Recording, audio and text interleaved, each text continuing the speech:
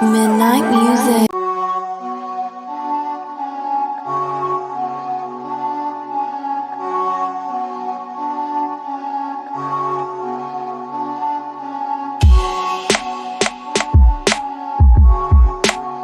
Midnight music.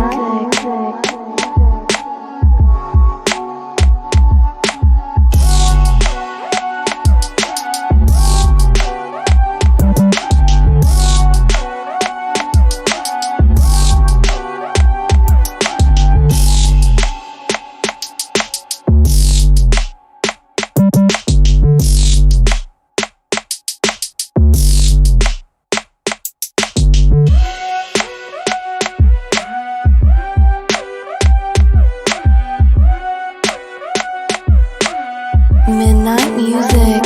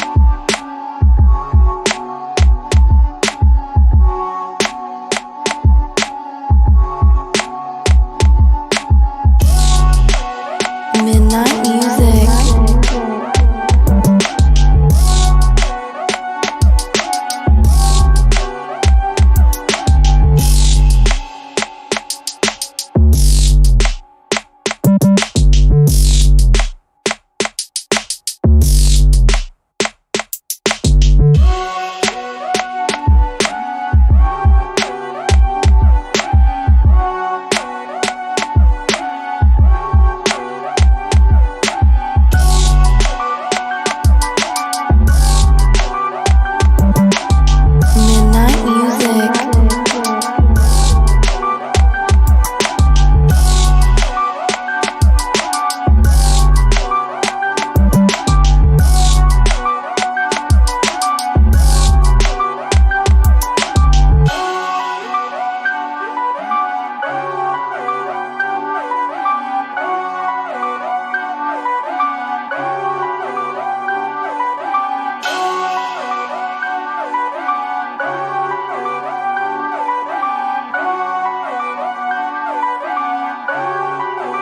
Midnight music.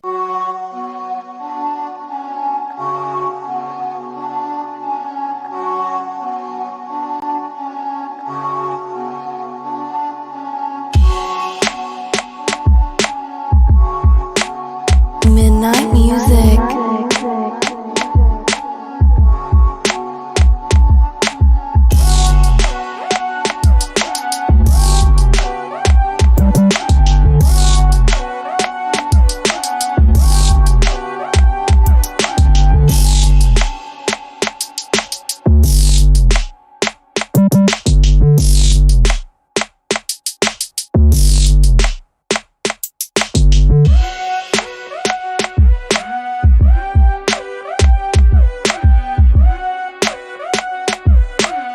Midnight music.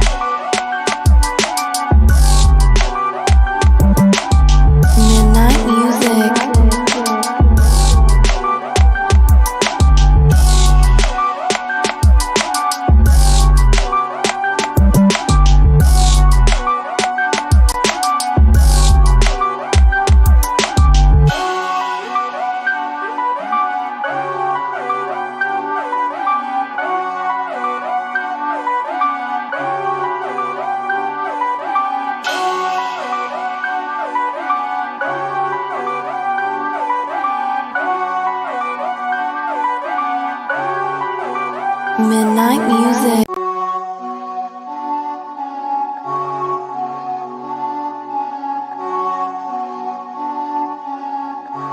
No, where's my lighter? Oh man, thank God for Zoa Energy Drink. Just woke me right back the fuck up. Yo, it's just the last of my weed. The only thing I got left is gummies, so I might be like eating edible like 20 minutes before the show and to see what happens. So, funny story. We almost, as I'm pouring cheese, it's like they're fucking cereal. I got chicken wings over here, so it's okay. Even though I already had dinner, I'm still kind of hungry. But only for the pre-show. So, funny story. We almost had the American Blonde back on tonight, Claire. Really? So, we have us now because it doesn't matter because she's not gonna be on the show anyways. So I texted her, and I was like, "Hey, I know you're supposed to be at Grand Slam tonight," and I was like, "We're doing the show right when Grand Slam is about to start. Can you just text me anything big that happens since you're gonna be there?" And then she texted me back. She's like, "Oh no, I backed out. You know, I decided not to go for whatever reason it was." She goes, "What? I would have loved to have been a correspondent."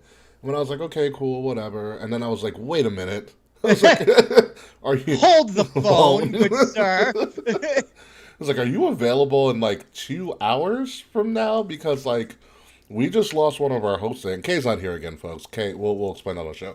And like, you would be a good third person. And they're like, "No, oh my god, no, I can't. I'm actually going out on a date." And I was like, "Oh, all right." So, and then I was like, "If you need a rescue, just text me." Like, we'll find a way to make it work. We can pull a Houdini. Yeah. So we almost had the American Blonde as our correspondent. I was going to call her the correspondent. Correspondent. That's pretty cool. I've been watching a lot of Brooklyn Nine-Nine. Peacock? Yeah. Yeah, of course. Yeah. Honestly, it's the funniest thing in the fucking world. It's the perfect blend of stupid humor with smart humor. So, I've seen like a little clips here and there. I'm not a fan of Andy Samberg. Not his fault. I just don't like him for no reason. Okay. It's one of those things. Like, you know, Yeah. like, it's an actor. It's like, I just hate you and I don't know why. Like, fuck that guy. Yeah, fuck that. Not even fuck that guy. It's just like, I don't think you're funny. That's my thing with Will Ferrell. I get that. Mm-hmm. I love Will Ferrell. I think it's hilarious, but like, I understand. Mm-hmm. Like, so yeah. So I've never watched Brooklyn Nine-Nine, but I've not heard one person say it's bad. There's a lot more people. Fuck Adam Sandler. Hello to you too, Taquan.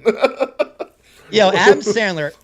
Wait, He's what did Adam doing Sandler stand-up do? at UBS, I think. He is doing it.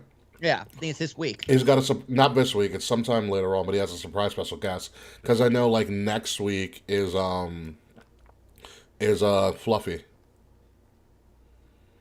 Gabriel Iglesias. I love Camino. Love that guy. If I knew he was going to be there, like earlier than I did, which I probably should check my email a lot more, I would have been like, "Yo, I'm gonna go see fucking Fluffy," because I feel like his show's a fucking riot. I signed up for a pre-sale.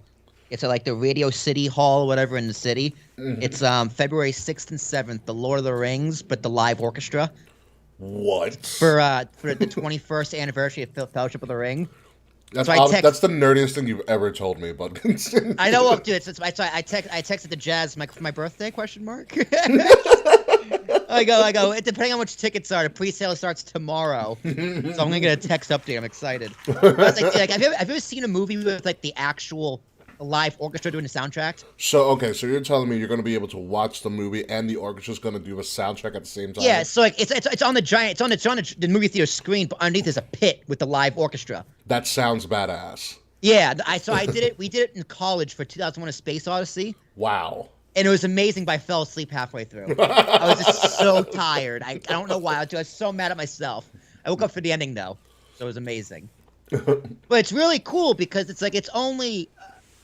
actually, it's the whole thing. Unless it's like an actual, like a licensed song. Like, like Hell's Bells or something. Yeah, there's But no like with Lord of license the song. Rings, it's all original music. So Yeah. they'll get up and they'll play, and it's really really cool. That sounds that sounds nerdy but fantastic. Saquon says that's only the second nerdiest live orchestra below the Kingdom Hearts live orchestra. Number one, there's a Kingdom Hearts live orchestra. There is. Saquon. I want to do that last year, but I think the tickets were too expensive or they were sold out.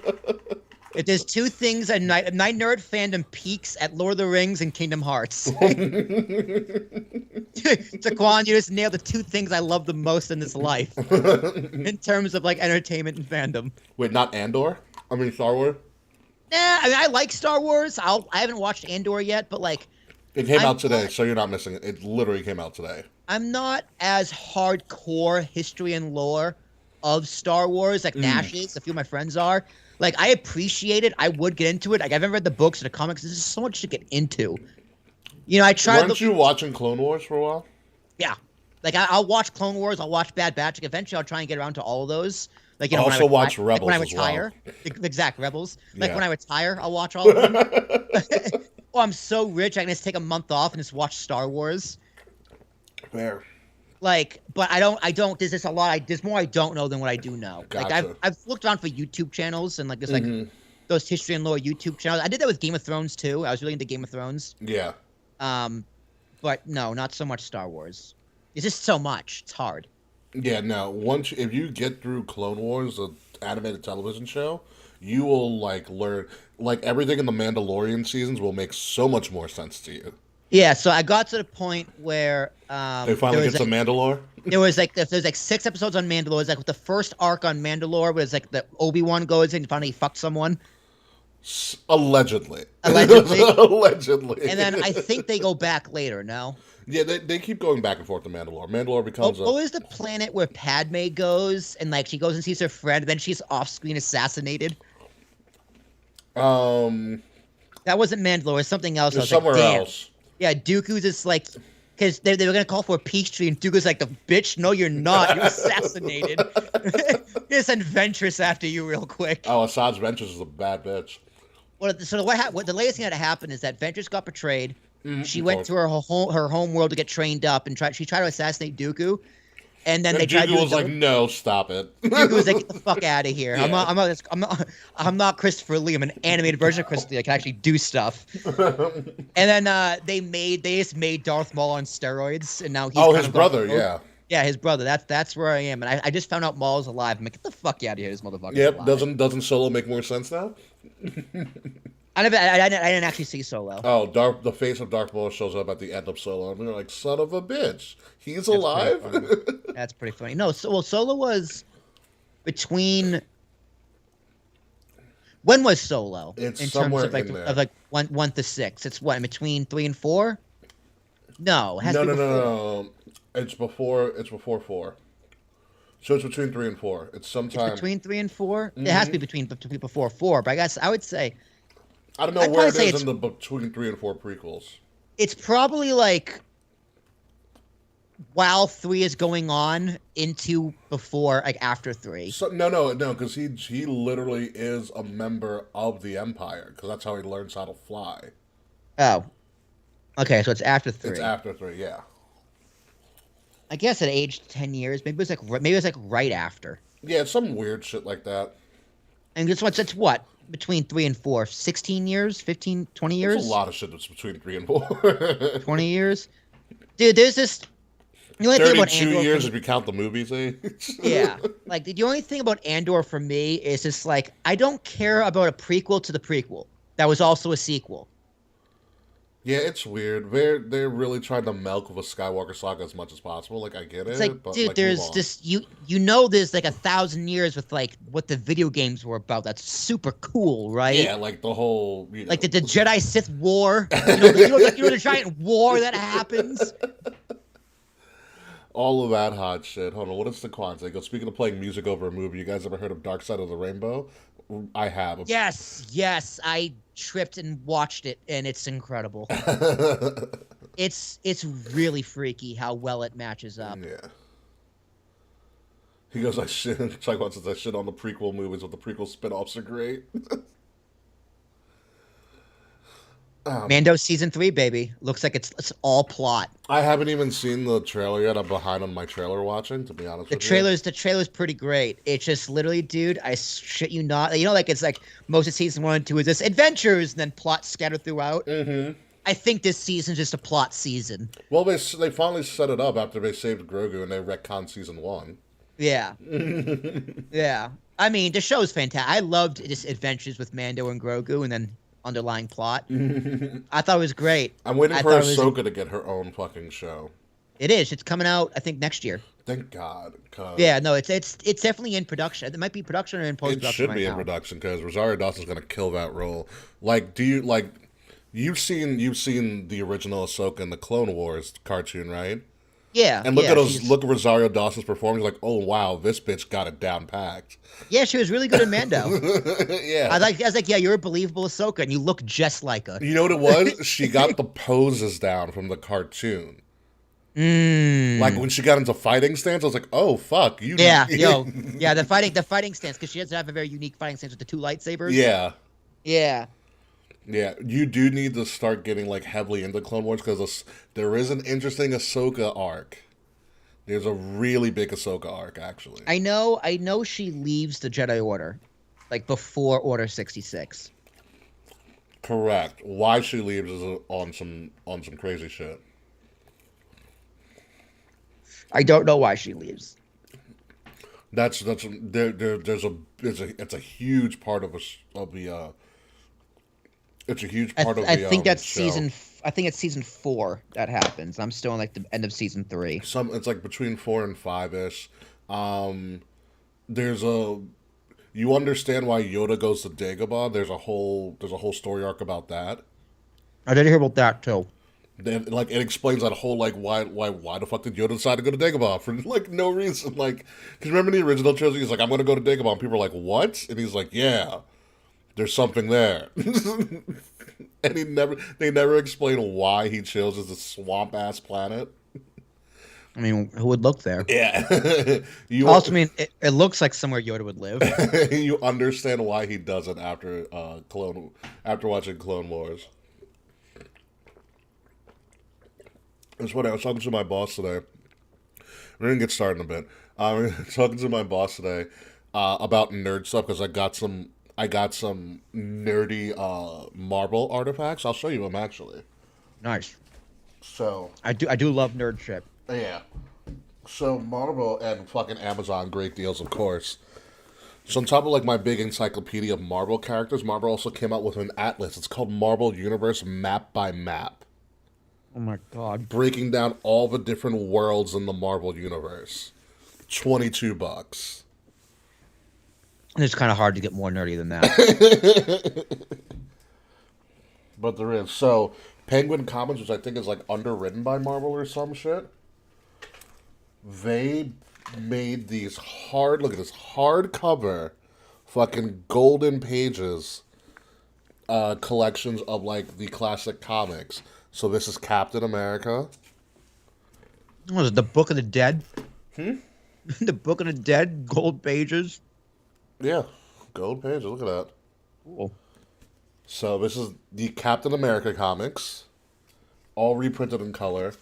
Black Panther, and probably one of the biggest ones ever, fucking the Amazing Spider-Man series.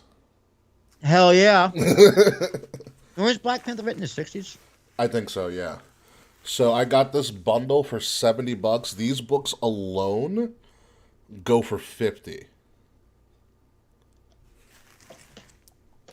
Sorry I had a fight and ruined your Black Panther party. The best line of that whole movie.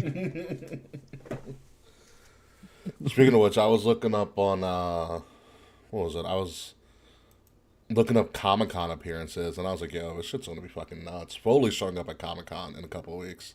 That's pretty cool. Foley, Jack Perry, Britt Baker, no Adam Cole, though. What's up with him? Is he still hurt? Who the fuck knows? He's probably on vacation now. Yeah. Who else is there going to be there? Oscar Isaac, Brendan Fraser showing up to Comic Con. Dude, I love the Brendan Fraser career resurgence that isn't happening, that the internet's pretending is. It's like he's not in any major movie, But he's still showing up to everything. but like the internet is he's just been memed for no reason. And you know what, dude? I'm about it. We do it with Keanu, we can do it with Fraser. I'll show you the Comic Con guest list. It's actually pretty fucking dope. Dude, next thing you know, we're gonna get George of the Jungle 3, and I am fucking here for Well, it. how come we've never decided to ever go to Comic Con? I don't know. Honestly, I think it's just a shit show. Yeah, but it's cheap. There's so many people there, and I don't have a costume or anything. Yeah, I wouldn't go for. I would go to just watch people and take pictures of other people in costumes. Like it's all. You don't gotta pay for those either. Well, no, he was like, "Hey, can I take a picture of you?" And everybody's like, "Yeah, fuck, why not, dude?" It's only like 60, $70 for like a day pass. Yeah, no, I have a friend who's been to Comic-Con the past few years in New York. He said it's incredible. My boss goes, my direct boss goes all 4 days, and so she pretty much encourages all of us to take off for Comic Con. So the big people showing up as guest of honor: Brendan Fraser, Nick Cage. no, Cassandra Peterson, pretty much the chick who plays Elvira in real life. David Lloyd. You don't remember David Lloyd, do you? I don't know. If I saw a picture, maybe. He's the Back to the Future professor. Yep. Okay. I know exactly who that is. He's still alive. Yeah, he Good is. for him. And Good for him. Michael J. Fox is also a guest of honor. Oh God, that's gonna be tough. Just Well, apparently his photo ops are big as shit. the shakes. Oscar Isaac is gonna be there. Sebastian Stan, I was like, that motherfucker is going to be there too. Sebastian Stan, aka the Winter Soldier, aka Tommy Lee in the Pam and Tommy doc. Duh. Who else? You want to know who canceled? Which I was like, oh, I would have fucking killed for it. The Undertaker. No, Sting's going to be there, by the way, too, as well, randomly. Of course he is. Anything for a paycheck, am I right? Yeah, the fucking twins from Harry Potter, James Phelps and Oliver Phelps, were canceled. Ah, that's a shame. I bet they were a lot of fun. Yeah, but also, you know who else canceled? Fucking Freddie Prinze Jr. I would have fucking loved to meet him. Because that motherfucker's done everything in Hollywood. Like, bro, like you were in WWE for a little bit. He was like a writer. He was a legit writer. Apparently, he also has writing credits for Star Wars Rebels. Really? Yeah. That's like, yo, Freddie. How's that Daphne puss? How is it? Did you hit that, Freddie? You like hit Velma instead. Broke Shaggy's heart. Brendan Fraser non-comeback. Brendan wasn't Doom Patrol. That's the only recent memory I have of him. I saw something that Keanu Reeves is playing a Sith Lord. I don't know if that's true or not. The internet could have been lying He'd be to a me. shitty Sith Lord. I'm not gonna lie. Probably. I think so as well. Like if he was gonna be a Sith Lord, he'd be Kylo Ren. Like he probably would have played a better Kylo Ren than the guy who played Kylo Ren. I think people need to remember that Keanu Reeves is not a good actor. He is a good action star. Like, if you want his character to have depth, you're not gonna get luck. it. Yeah, you're not gonna get it. You know why John Wick is awesome? Because he doesn't say much. It's all action. It's incredible. The most depth he's ever shown is when he was Shane Falco in The Replacements. You ever seen maybe Bill and Ted. You ever seen The Replacements? I haven't. Oh, it's a great nothing movie. It's one of those movies you turn on and you just keep it on because it's just on. It's good. You're like, all right, I'll see where this goes. It's really funny because Jon Favreau plays like a coked out cop, essentially. Nice. And you're like, wait, Nice. This is the guy behind Iron Man? Orlando Jones, you remember Orlando Jones was also in it as well when he had a comedic career. I don't remember Orlando Jones. All right, did you ever? All right, I'll make it easy for you. You remember Drumline? Never seen Drumline. Good, you don't need to. It's black exploitation. That's good. In that case, sign me up. I fucking hate Drumline. Fuck, he was in a bunch of Sprite commercials for a while. He's a comedian. He's in there too as well. Dude, we're talking about Half Baked at work this afternoon. Really?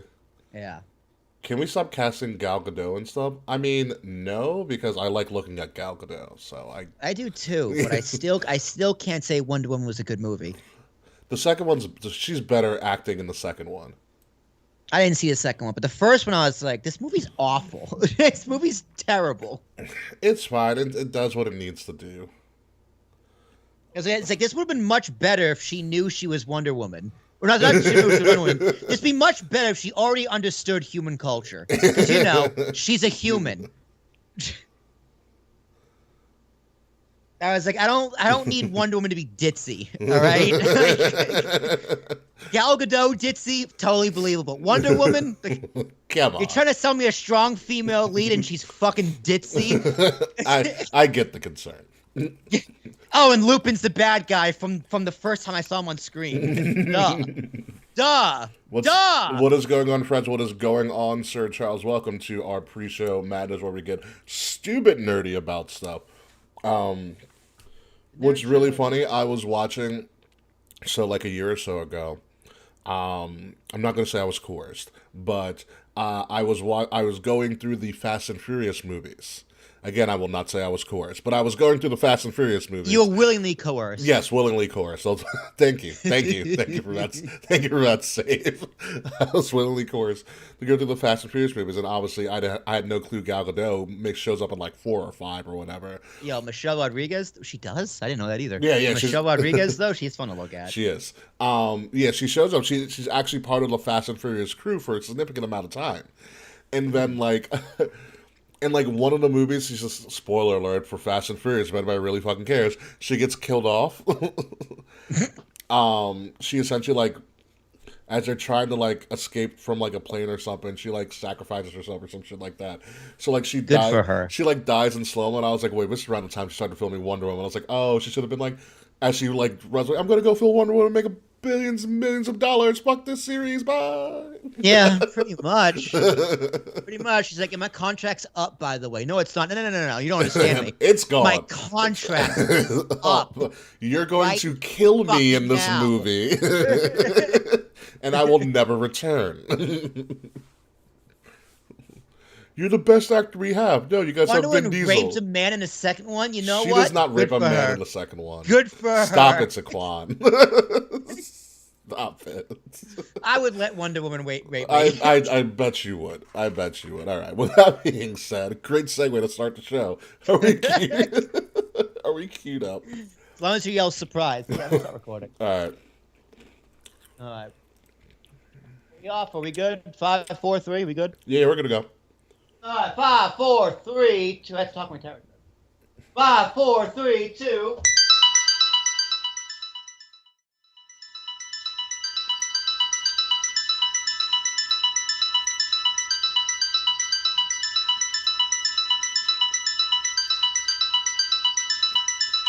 Midnight music. Coming up this week on Kings of the Rings podcast, there's a white rabbit on the loose and theories are aplenty.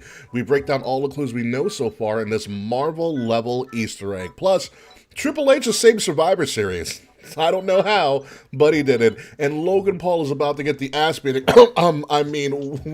match of his life. So get into that mystery machine, folks, because we're doing a really crazy ride-along known as episode number 309 of the Kings of the Rings podcast, The White Rabbit, exclusively on Wrestle Addict Radio, and it starts right now. Midnight music. Damn, dude. What a transition. I swear to God you wrote this one this week. Incredible. Hats off to you.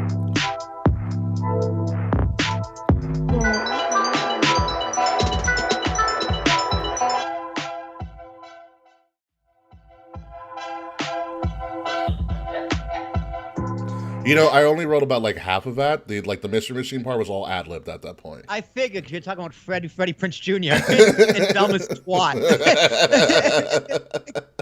What is going on, everybody? Welcome to Kings of Rings podcast, episode number 309, The White Rabbit. Of course, I am your host, King Ricky Rose, along with Will Tereshuk. No K. Murphy. K. Murphy did the most K. Murphy thing possible and lost their voice at an MCR concert in New Jersey.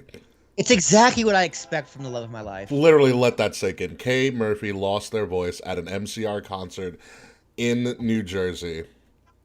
I couldn't write anything more perfect. Yeah, dude. Other than like the Mystery Machine bit. Which I didn't even write. Which I did. I know, incredible. Didn't even. Still not over I should have wrote. Well, it's going to be on recording, so I'll write it down at some point. Yeah, we can transfer it. Yeah, we can figure it out. I'll do something. Somebody will put closed caption on the video or something like that. You know, we are live, obviously, on our Kings of the Rings podcast, YouTube, Twitter, Twitch, Facebook, and Wrestle Addict Radio's YouTube page as well. So hello to everybody who is joining us. To Quan, Sir Charles, Fretz, Kavita. What up, Charles? Yes, Oh, the world's favorite person is Charles. I do love Charles. I don't know why. I don't know what it is. I will tell you this. Charles is highly considering going to day one because it's going back to Atlanta again. And that's where he lives. And he was pissed he missed the first one because day one was a fucking banger last year. It was a great show. It really was. I can't believe how good of a show that was. Now he's, with Roman having COVID. Yeah, with Roman having COVID. So now he's hell-bent on going to day one this year. So we've got a lot to talk about. I know last week was kind of just essentially a reset week for us, as we were just talking and bullshitting about things that we had already talked about before, but Will was back. Yeah. However, that's not the case this week because starting last Friday on SmackDown, and it got leaked before, somebody got the balls to do a press conference in Vegas randomly. By the way, Will, did you notice that they said it was open to the fucking public? Yeah, that was pretty wild. I wonder. Well, I almost said I was just almost thinking I wonder who set this up, but no, it's Nick Khan. Duh, like obviously. Yeah, I didn't change the royal fact this week. By the way, I totally forgot. The Triple G. That's okay. You used one from last week. I still do love hybrids. The Triple G fight was in Vegas, in Canelo fight this week. So the press is already there. I was just like, damn. Now this is how you work a media scrum. Like, Jesus Christ, TK, take some notes, bruh. Seriously, like, what a wild, wild time. So this press conference was held, and they kind of.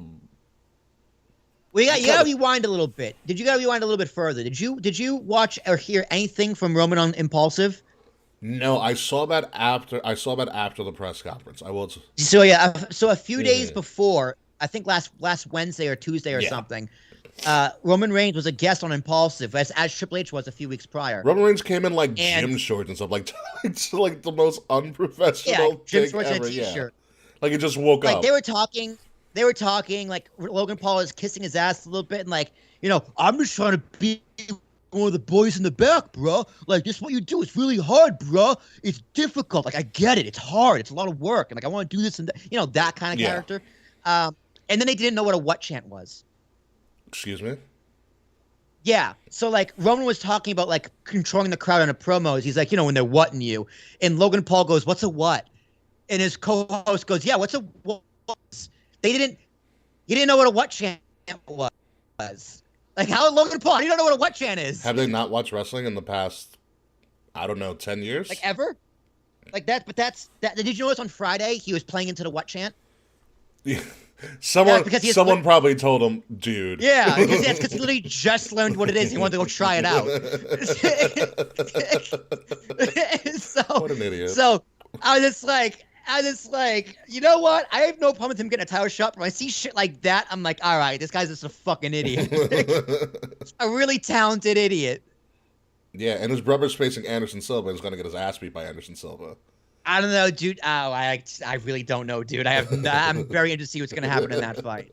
Very interested to see what's going to happen in that fight. Did you see Le'Veon Bell knock out Adrian Peterson? I saw Adrian Peterson's son's video. Oh, it was awesome. It was so awesome. Fretz, our Canadian correspondent, has said we have breaking news, but until he reveals that, let's continue on with the show. So, we did have the press conference that was kind of also leaked, and like you said, on Impulsive, as soon as Roman left, pretty much, he was like, oh, I could take him. I could take him. Blah, blah, blah. You know, I could probably beat his ass with the title. No, he was talking shit, which to me, I actually enjoyed that part. I was like, okay, you know, he's in character. Mm-hmm. He's hyping himself up. Like, yeah, he's like, listen, I've been doing with Floyd Mayweather. Like, I can handle Roman Reigns. And I think that's the selling point of this feud. Hence why you do the press conference in Vegas and everything. I get that. That too. Yeah. Like, honestly, they're doing a very good job at making Logan Paul look credible for Roman Reigns. Yeah. By the way, before we continue with this Logan Paul and Roman Reigns craziness, according to our Canadian correspondent, who is not at AEW Grand Slam, which we will talk about in a little bit from now, we have a new Ring of Honor champion. Oh, it's Chris And Jericho? it's Chris fucking Good. Jericho. Good. That's good. I love that. Damn, I love Claudio cannot catch a break. Nah, dude, he's a bad champion. Like, Me? not that he's a bad. It's not that he's a bad champion. It's like if Ring of Honor is going to get a TV deal, if Ring of Honor is going to be doing something, you need someone who can do media and like be a good champion for TV and stuff like that. And right now, it's Chris Jericho. Yeah. It worked for AEW 3 years ago. It's going to work. Like, hopefully, it works again for ROH. I totally understand the booking. Yeah, so we'll see what happens. So congratulations to Chris Jericho. Yeah, it's The just wrestler, business. the wrestler It's that business. will never retire at this point. Dude, he's the modern day Terry Funk. Like, I think he is going to be. He's going to replace Terry Funk. yeah, like he's just like, fuck it, I'm going to work every in my 50s, except I'm going to be good. Yeah. So yeah, congratulations to Chris on that. Obviously, the press conference was a little bit of a formality between Logan Paul and Is Roman that Dana Reigns. White? What if Dana White was just in the middle? God, looks like him. Yeah, that's definitely Trips. Oh, that's Triple H. Definitely Trips. Oh, sorry. Did you not From see? afar on the Skype, it looked like Dana White. Yeah, that's definitely Trips.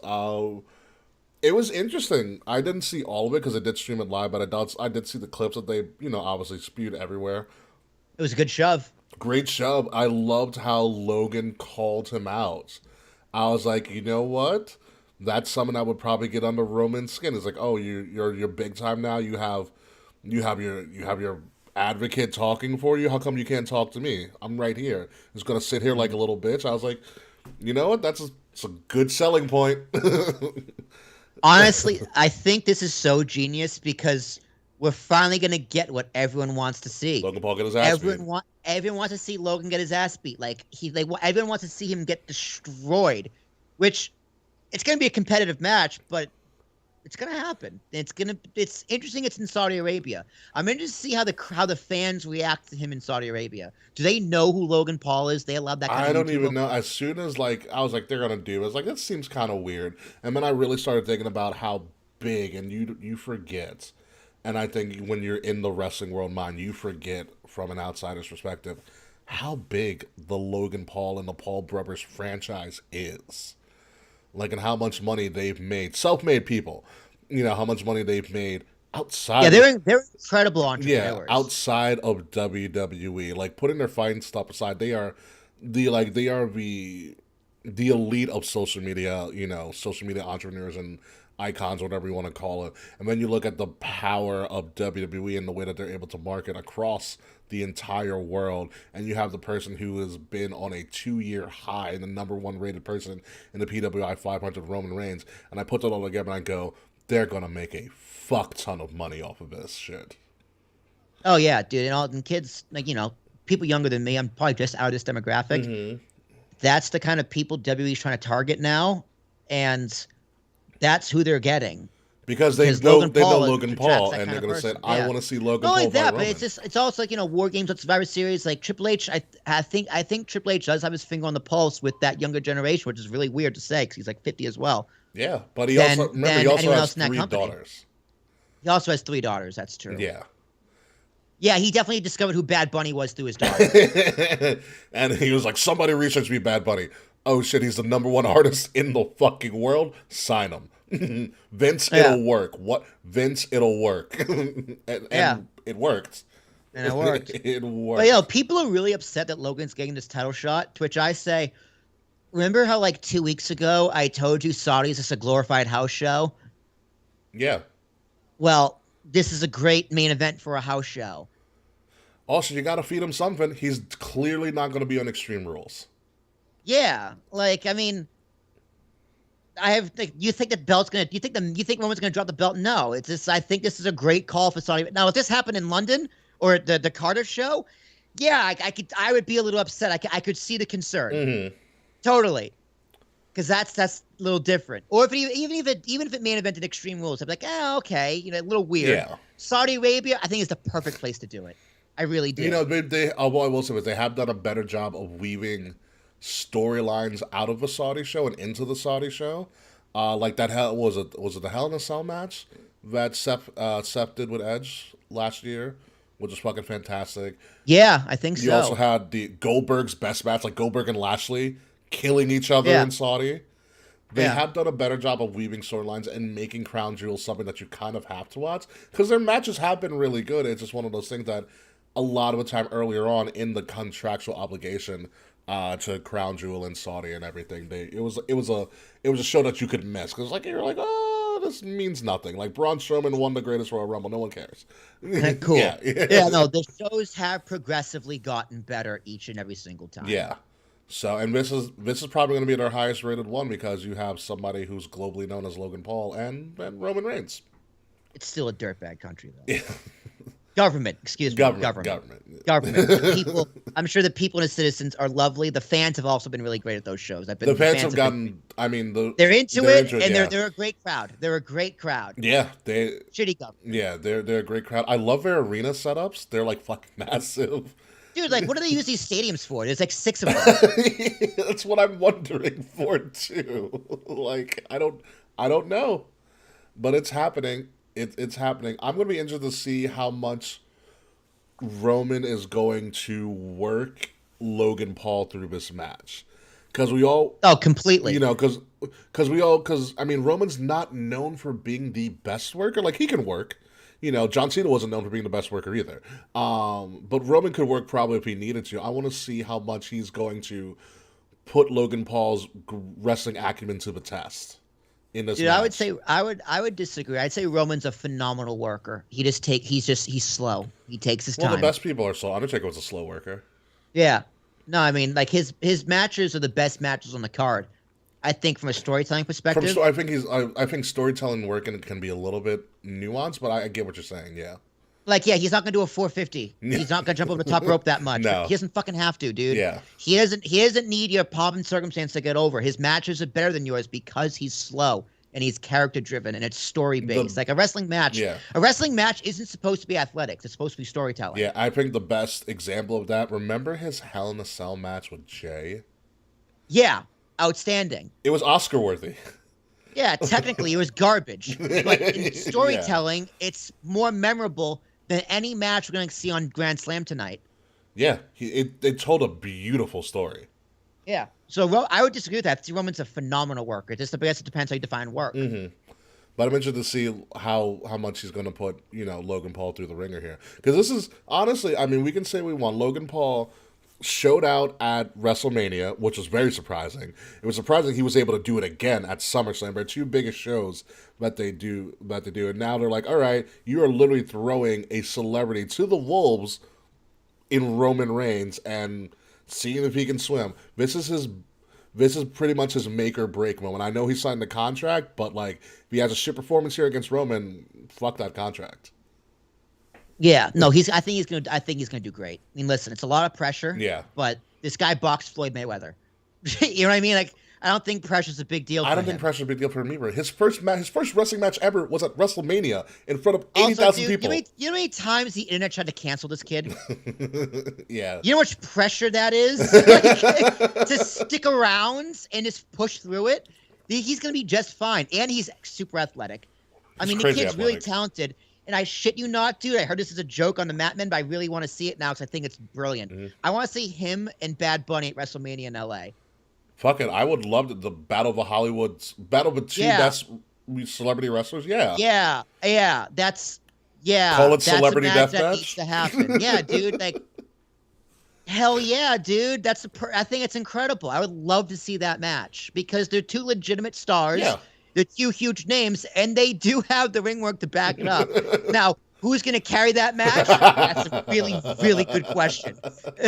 Probably Fit Finlay. Who's going to write it out word for word on what to do. I'm still trying my hardest, to be honest with you, to get to Mania in LA. It's just the prices are so fucking expensive. It is really difficult. Like, if I can't afford, I definitely cannot afford it. It is really difficult to get out there because I feel like they are going to put on a spectacle at that stadium. That stadium is primed for a mega event. I mean, these motherfuckers are already going to have a national championship in the Olympics. Like, all the major events are going to SoFi in the next 5 years.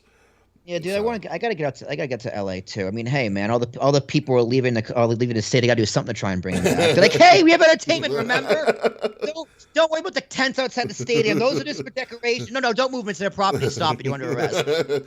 Don't drink our water. Don't drink our water. Don't drink our water. Bottled only. We're in a drought.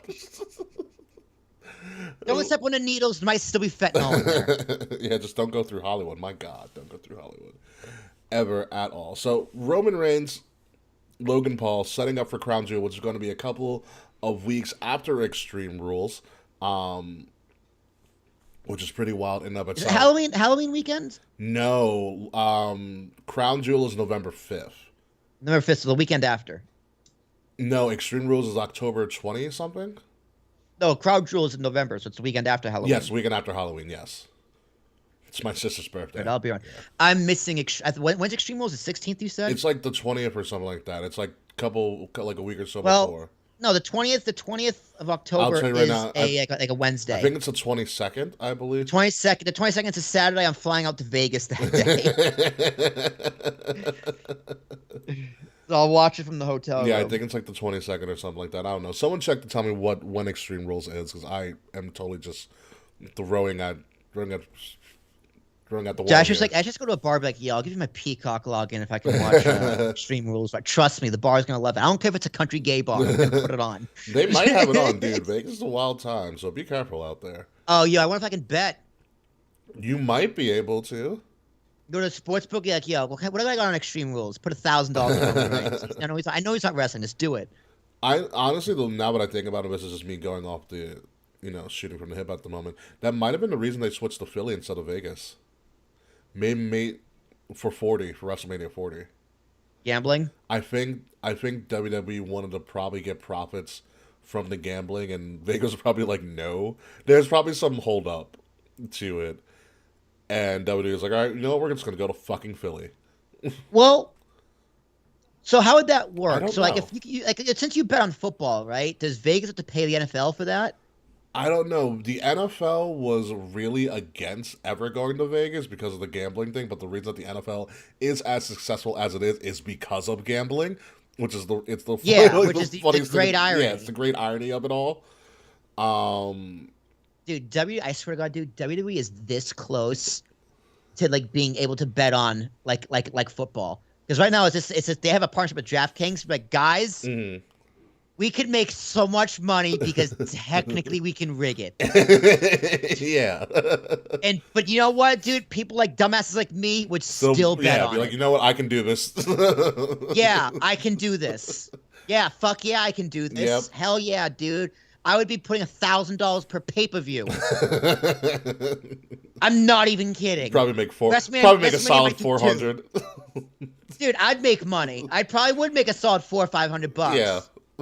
Yeah, dude. Obviously, it's fucking wrestling. You know what? There's thousands of people like me who will probably think like me, and they were probably all wrong. Yeah, probably. Absolutely. So yeah, I would do crazy parlays, dude. Heels are winning every single match, $300. I just won $10 million. Thank you. I bet you that's the holdup. They probably want. It's probably a cash thing with the betting and stuff. They probably want. I'm assuming WWE probably wants a percentage of whatever's bet on WrestleMania that year. Yeah, dude, like I would imagine casinos have to pay like the NFL, the MLB, the rights to use their property to make money off of. I'm assuming so.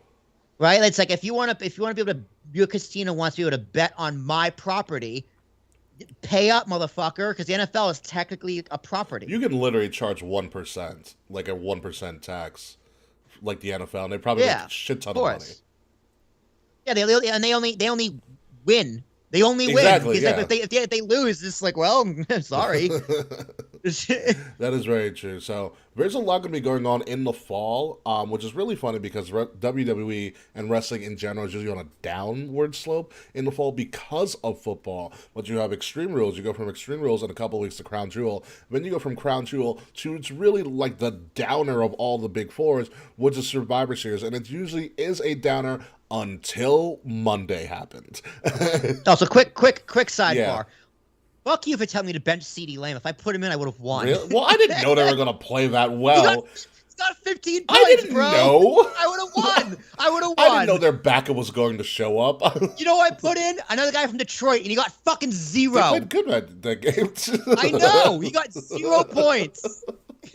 I was so mad. Listen, They got like 40 points. I had their tight ends and their other wide receiver. I got 12 points total. That's surprising. Yeah, very surprising.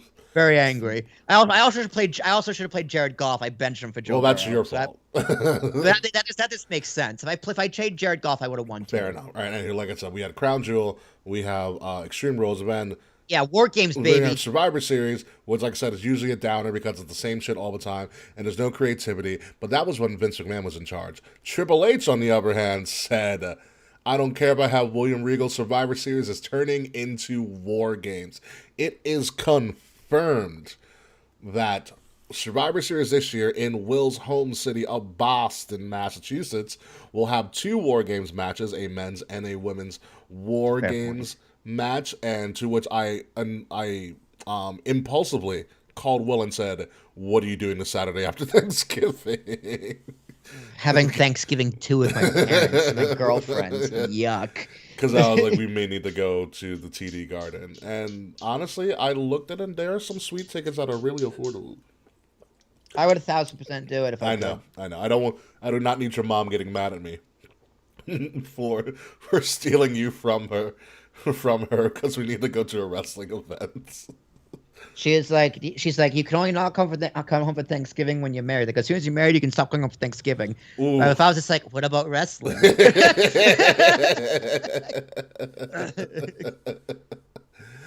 Very true. So what's interesting about the Survivor Series War Games thing, one, it's fucking awesome. Will and I have been to a War Games. It's amazing. Yeah, we saw Io Shirai almost die. Yeah, we saw and then we saw Adam Cole almost die. With Britt Baker in the crowd. We saw the return of NXT Kevin Owens, which was the great. Oh my what a pop! God, what a pop! He was he might have been happier then and now. He was second happy. That was the happiest moment of his career until he made advantage in WrestleMania with Steve. Pretty much. Like that's a close number. And 2. now he's back tag teaming with Johnny Gargano like he's on the Indies again. And their tag team known as Panda Express is technically back. Dude, I can't wait for the swerve. They do that turn. It's just Ciampa, Gargano all over again, except it's Kevin Owens. Yeah. Dude, I swear to God, that should be the WrestleMania match. KO versus Gargano? Yeah, dude, you just have them like tag team into like Survivor Series. Have them win they should take the titles off the Usos. Yeah, ooh. Just saying. I don't know about that. Just saying. I think if they did, I was thinking this afternoon DIY could take them off, but I think you're not. They're not there yet for DIY. You need a lot. You need to get Ciampa away from Miz, and they're not there yet. And they're already in the program. But dude, I think KO Gargano, if it really does take off, and that KO turn, oh, magnifique, magnifique, dude, that feud would be outstanding. Yeah, and it's fresh. Like, as much as I want to see Ciampa Gargano again, I want to see the same feud, but I want to see a feud, right? I want to see that kind of level of feud with Gargano. Yeah. And I think Kevin Owens would just pull it off better because it's fresh. They'll steal the show at Mania, wherever they're placed too. Yeah, it's a fresh coat of paint. Because they're both storytelling geniuses. Yeah, and there's the history there. I think that'd be phenomenal. Have winning tag belts like a Survivor Series, whatever. Carry it to Rumble. Then lose it at Rumble, and then just do the turn there. Exactly. So back to War Games. Here's what's really interesting about this: we're gonna have men's and women's War Games. It's gonna be fantastic. But not only that, Triple H said, I guess on a conference call or whatever he confirmed it to, he said it's not going to be your traditional Raw versus SmackDown War Games. So they're not going to say, hey, we're bringing in War Games. It's going to be Raw versus SmackDown. That's what everybody thinks. He says, no, we're not doing that. We're not doing that traditional 5-on-5 or whatever. The War Games matches and the War Games participants are going to be based on whatever the story is. So it's going to be storyline-driven matches. Wait, so are they not doing the elimination tag matches anymore? I don't believe so. They was replacing. Wow. Yeah. Dude, that's been a tradition. Wow. That's what. Yeah, he said. So it's not going to be the classic 5-on-5 like it was before. It's War Games replacing those. That's Wow, Yeah. he's just like, yo, fuck this tradition. Pretty much. I mean, Survivor Series is a glorified house show, anyways, and the only way you're going to make Survivor Series literally a reputable Big Four, because we've been talking about for years, how do you save Survivor Series? And the initial idea was bring in NXT, and that saved it for a year. Yeah, it was good for a year. It was good for a year, and then you went back to the same shit as before. But if you add War Games to the mix and make it like essentially the most extreme of the Big Fours, that'll save Survivor Series. You know, and so not only that, but I do believe, Will, if you can confirm or not, we know War Games is coming back, but is it true? Is it true that Fight Pit is also coming as well? That is coming. The fight pit. I forget. I forget what the fight pit match is. Is that the Lion's Den? It's all right. So when we saw the Fight Pit, it is similar to the Lion's Den. It was like Raw Underground. It was. It should have been a Raw Underground match. So what I remember the Fight Pit being, they did an NXT once, and I remember Kurt Angle's like the special referee.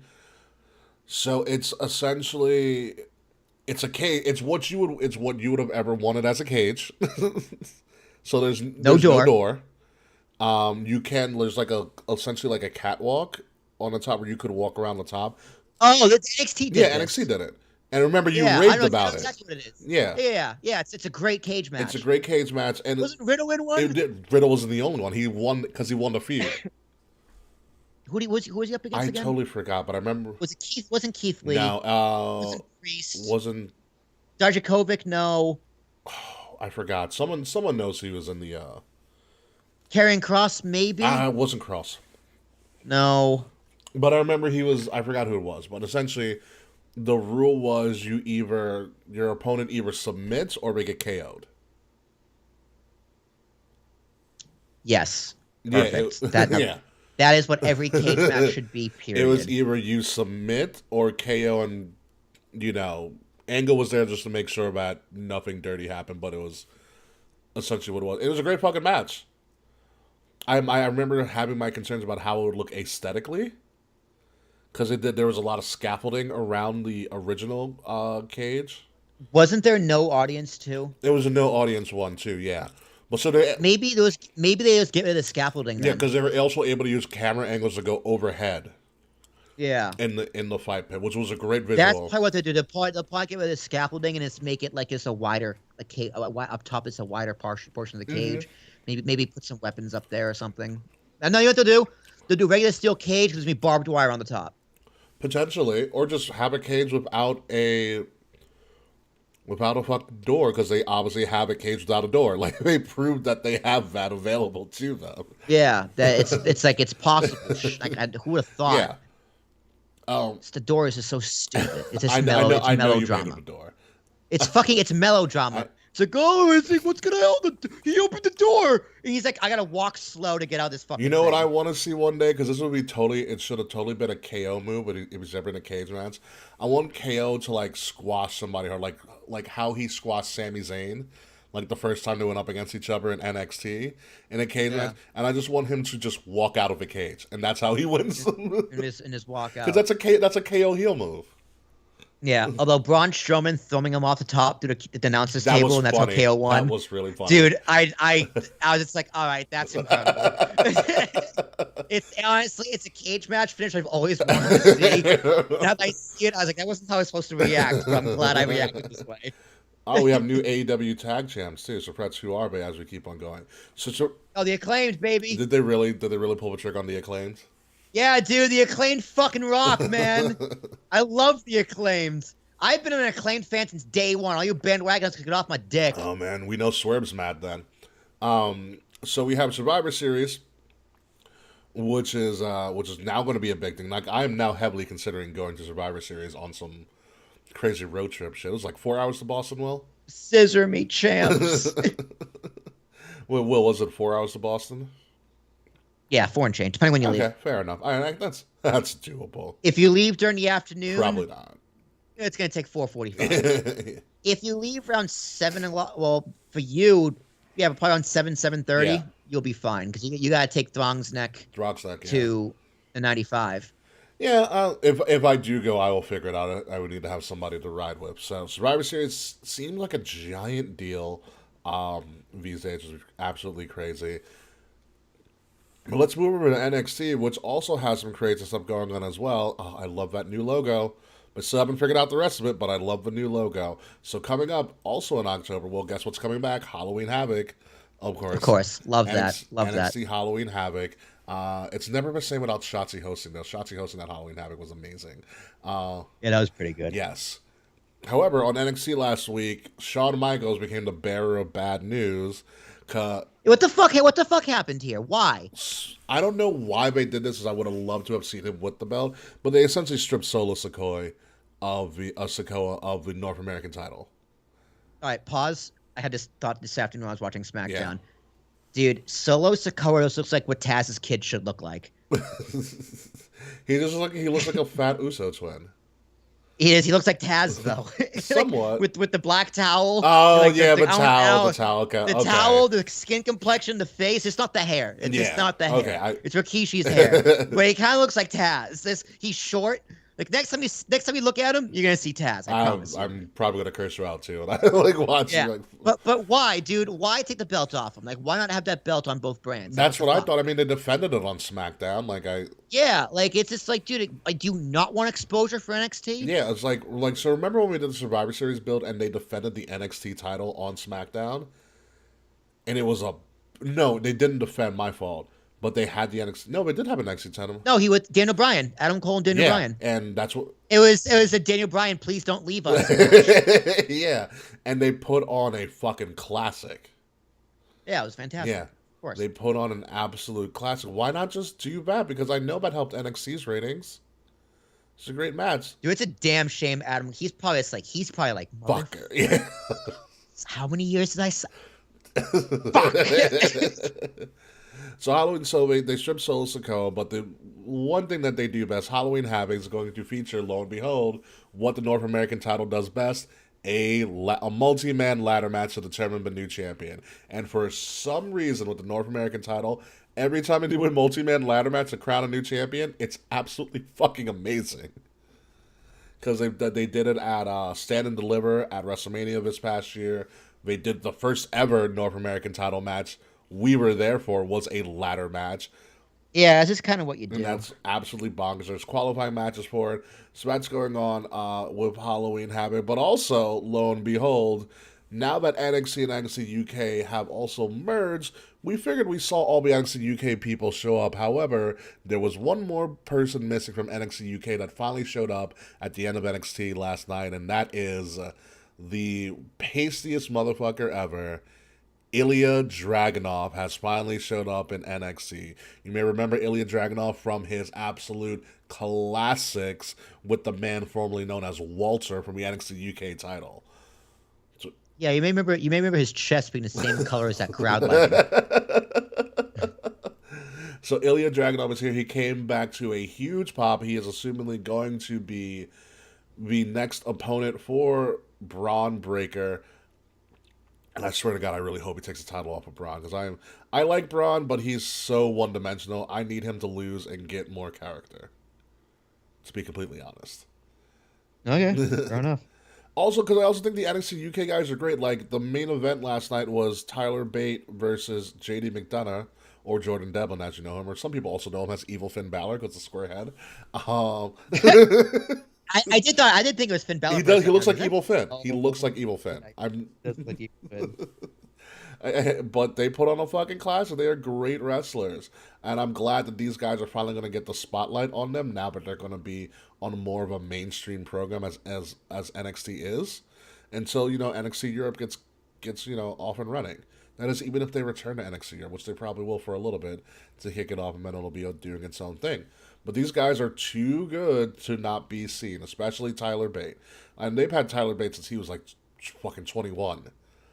So he's about to get that, that rise into getting into his prime, which is a good thing. So Ilya Dragunov is NXT. NXT is about to become must watch again. I will tell you that. Well, that's the feeling I have. I know. You just let it happen. Just let it happen. I know. I know. Or I'm not saying nothing. you'll start watching again when Triple H brings back Takeover because the rumor is Triple H is going to bring back Takeover. I'll definitely watch the takeover. That's what you're saying. I mean, if there's a takeover, I'm gonna watch it. I don't need to watch. I don't need to watch regular TV. But honestly, dude, that's how you get me back. That's how you get a lot of. That's how you get everybody. You know back. what I would do if I was Triple H too, and this will end our NXT talk for a little bit. Tyler Bate was 19 on his WWE debut. Thank you, Jaquan. Yeah, they've had Tyler Bate for a long time now. But if I was Triple H, I'd be like, we're gonna go back to basics NXT takeover, and we're gonna do it in Brooklyn where it really blew up and started. I'd go. Or you go full sale again? I'd go full sale. Go back. Are they allowed to go to full sale again, or go to a small one of those college venues like that, like a Full Sail? Get that atmosphere, dude. You need a dedicated hot crowd. Because I'm telling you, like, if they actually, I think Triple H's plan is, I think it makes total sense. You bring back a takeover because people are going to watch. Of course. Right? People are going to be interested. Of course. And then if it's good, some of them are going to watch your program. Most people will probably just think, okay, that was good, or whatever. If they have a good impression, then they'll watch the next one. I'm going to be a fan who just watches takeovers. If that happens, it's takeover to takeover because you don't really need to watch the rest. Yeah. But one day, a takeover is going to be so good, those TV ratings are just going to go million out of nowhere, and they're never going to look back. I think that's totally possible. You start by that bringing back takeovers. Yeah, takeover is going to be an absolute wild time whenever it does come back, and I feel like it's going to be a major event. Yeah, dude, I'm not missing a takeover. Yeah, never. Before we move over to AEW and Grand Slam and all, I love this picture. I think that's why I put it here. I put it here just for you. You need to send me this picture. I will actually. Do it right now, dude. That is my desktop background tonight. I definitely can do it for you at some point. But yeah, what are your? This is excellent. I didn't. What are your? I need to go full screen on YouTube. This is just excellent. What a picture. What are your feelings? Like, I think. No. What is she whispering to him? No. What is she whispering to him? I like it when we did it. He's like, I know. Is she saying like, go the distance? You're catching tonight. If you build it, I will come.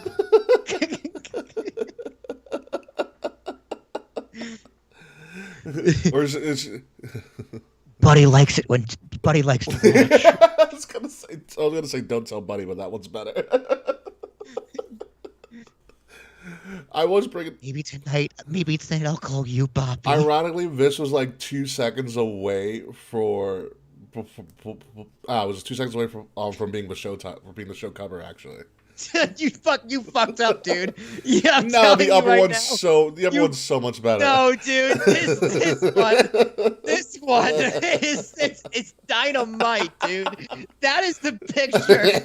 This is the picture. I'm gonna get this framed and put it above my bed. Like, this is a family portrait. I don't even know what this picture is, but it is the fucking greatest thing I have ever seen. Oh my god. The memes you could make with that photo.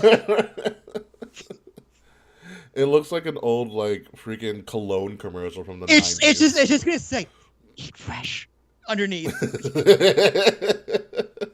Polo by Ralph Lauren. I pooped today. Like, anything under this and it'll work.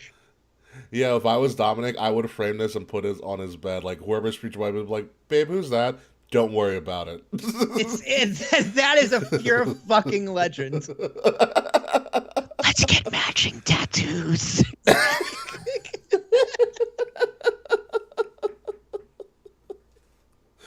Oh my if you're just God. on audio, I apologize greatly.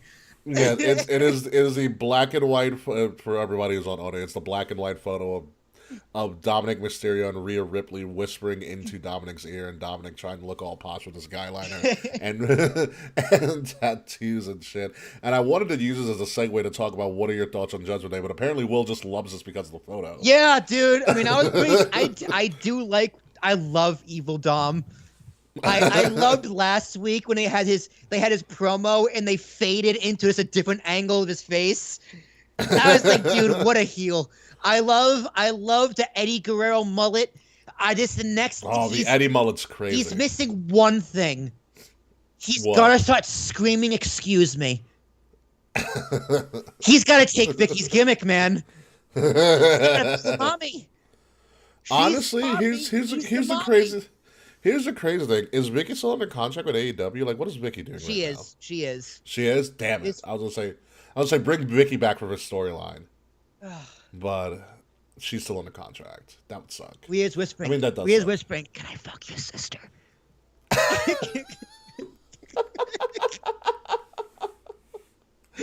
I don't get what is it with Rhea Ripley and Buddy Murphy both being Australian queens? Like, what is with them and fucking up the Mysterio household? Dude, this is just it's an amazing picture. And I don't know who I like more in it, Dom or Rhea.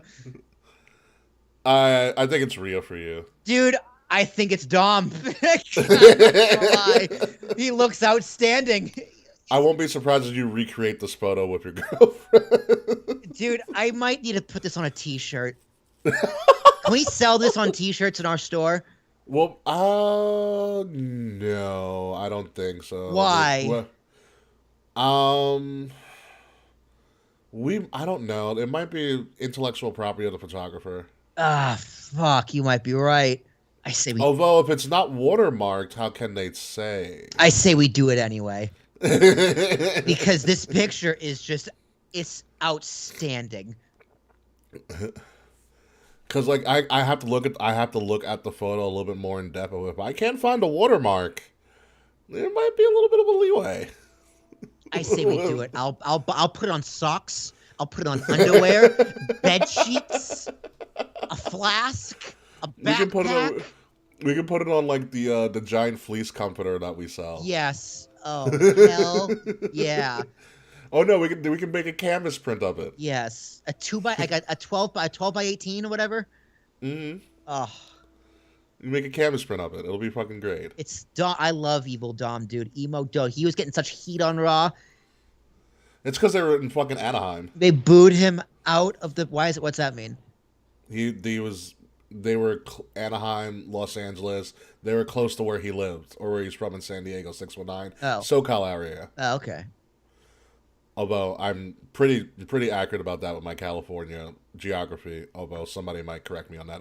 Anyway, but yeah, and I tweeted this out, which got a lot of retweets. I was just like, they should have had Dom turn heel in Southern California, like San Diego. So, like, can you imagine if he turned heel on his father in their home state and in their home, like in SoCal? I found it. Oh my god, this picture's even better on my phone. So I don't need to send it to you? No, well, hang on. Let me visit. Yeah, I got it. I'll figure it out. Okay. Amazing. So what are we talking about? You went on a rant about this.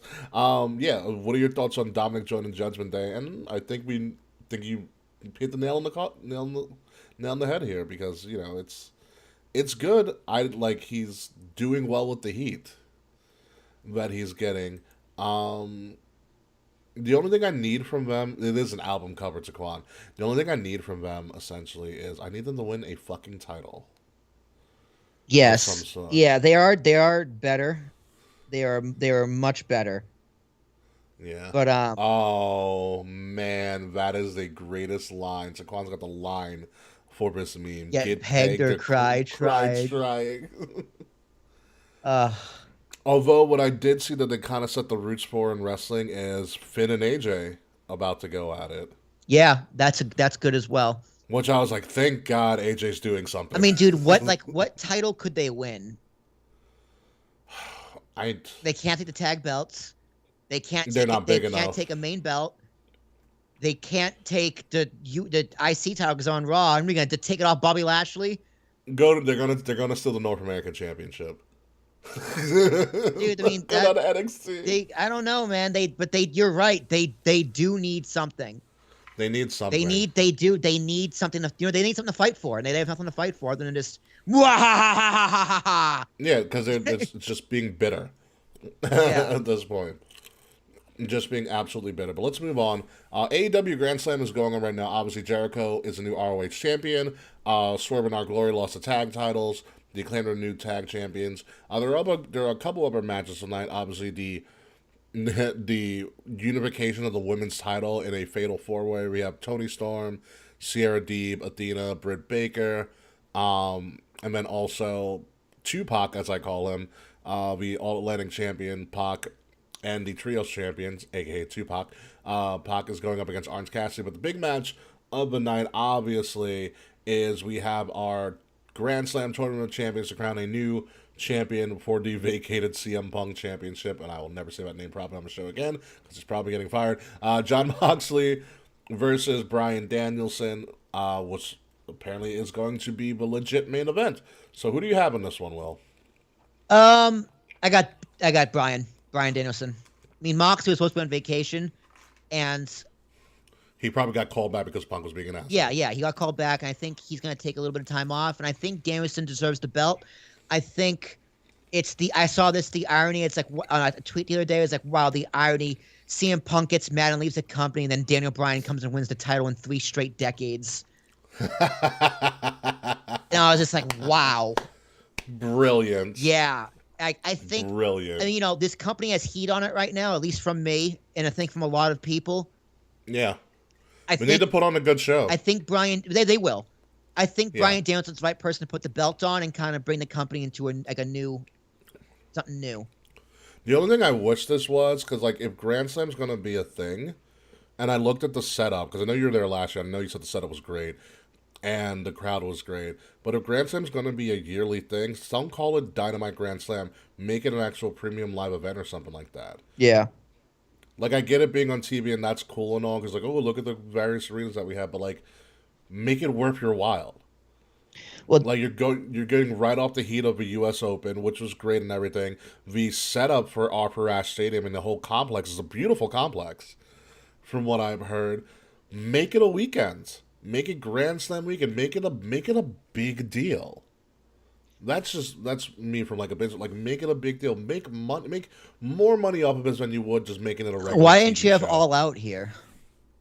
Or something? Yeah. You know. Like, I mean, Something. yeah, but then again, dude, I think they're concerned about their TV ratings because with Warner, Discovery buying out Warner Brothers. They have to show that they're still doing well. Well, not they are doing well. Ratings, they are doing Ratings wise, well. yeah. Like, they're pretty much like the number 3 show on Wednesday nights Yeah. on cable, which isn't saying much, but in that realm, it means everything. Yeah. So I think they're more concerned about trying to secure a good TV deal. I see what you mean. And like that is important, but also a big problem, and this is something Andrew Zinger was talking about the other day on Mad Men. A big problem that these wrestling companies have is like WWE benefits greatly because it's on Hulu the next day. Yeah. Like the next day it's on Hulu. That's huge because people don't really watch live TV anymore. They mostly watch it the next day. Mm-hmm. Like I don't watch Mandalorian live. I don't watch Game of Thrones live. I don't watch New Lord of the Rings live. I watch it the next day, the next few days. I don't watch wrestling live. I don't watch anything live. Mm-hmm. So like I think most people don't watch things live unless it's sports. So that being on a service the next day is so fucking important. Like WWE needs to be on. Like, I don't know why that's not a thing already. Like, duh, dude, it needs to be available on Peacock the next day. It's just more people are gonna watch. It's contractual, I believe. It was the same thing with when It's they had their own network. They had to wait you have to wait an X amount of time before those shows can be on there. For some reason, it's a weird thing. But I will tell you this: when I got back into wrestling from my 8 to 10 year hiatus from watching wrestling, the way I started watching it is I watched Hulu. Like I went to a grad school class on Tuesday mornings, and then Tuesday afternoon during lunch I would Hulu Raw or Hulu SmackDown and see what the fuck was going on. And that's how I got back into it again until I started actually watching live. But it's a great way to segue in. To segue back into wrestling, and I think it's a good thing for everybody. But I wouldn't be surprised because Peacock is actually making a push to get all of their content back. Yeah. So I wouldn't be surprised if WWE leaves Hulu, and now they get the instantaneous watching it the next day back on Peacock, or at least a shortened version of it. I think the issue with the live TV thing or whatever it was, and that's how Hulu got away with it, because when you watch Hulu on for Raw or SmackDown, you're not getting the whole event. You're getting just the bigger talking points. Yeah, dude, I do love Hulu Raw when it's just an hour and a half. Dude, it trims the fat. It trims all the fat, and it's and I think the best, dude. It's the fucking best. Sort of rule. I think there's some sort of rule you can't show the live the actual whole show. Yeah, no, like TV has the rights, but doesn't Peacock own Yeah. USA?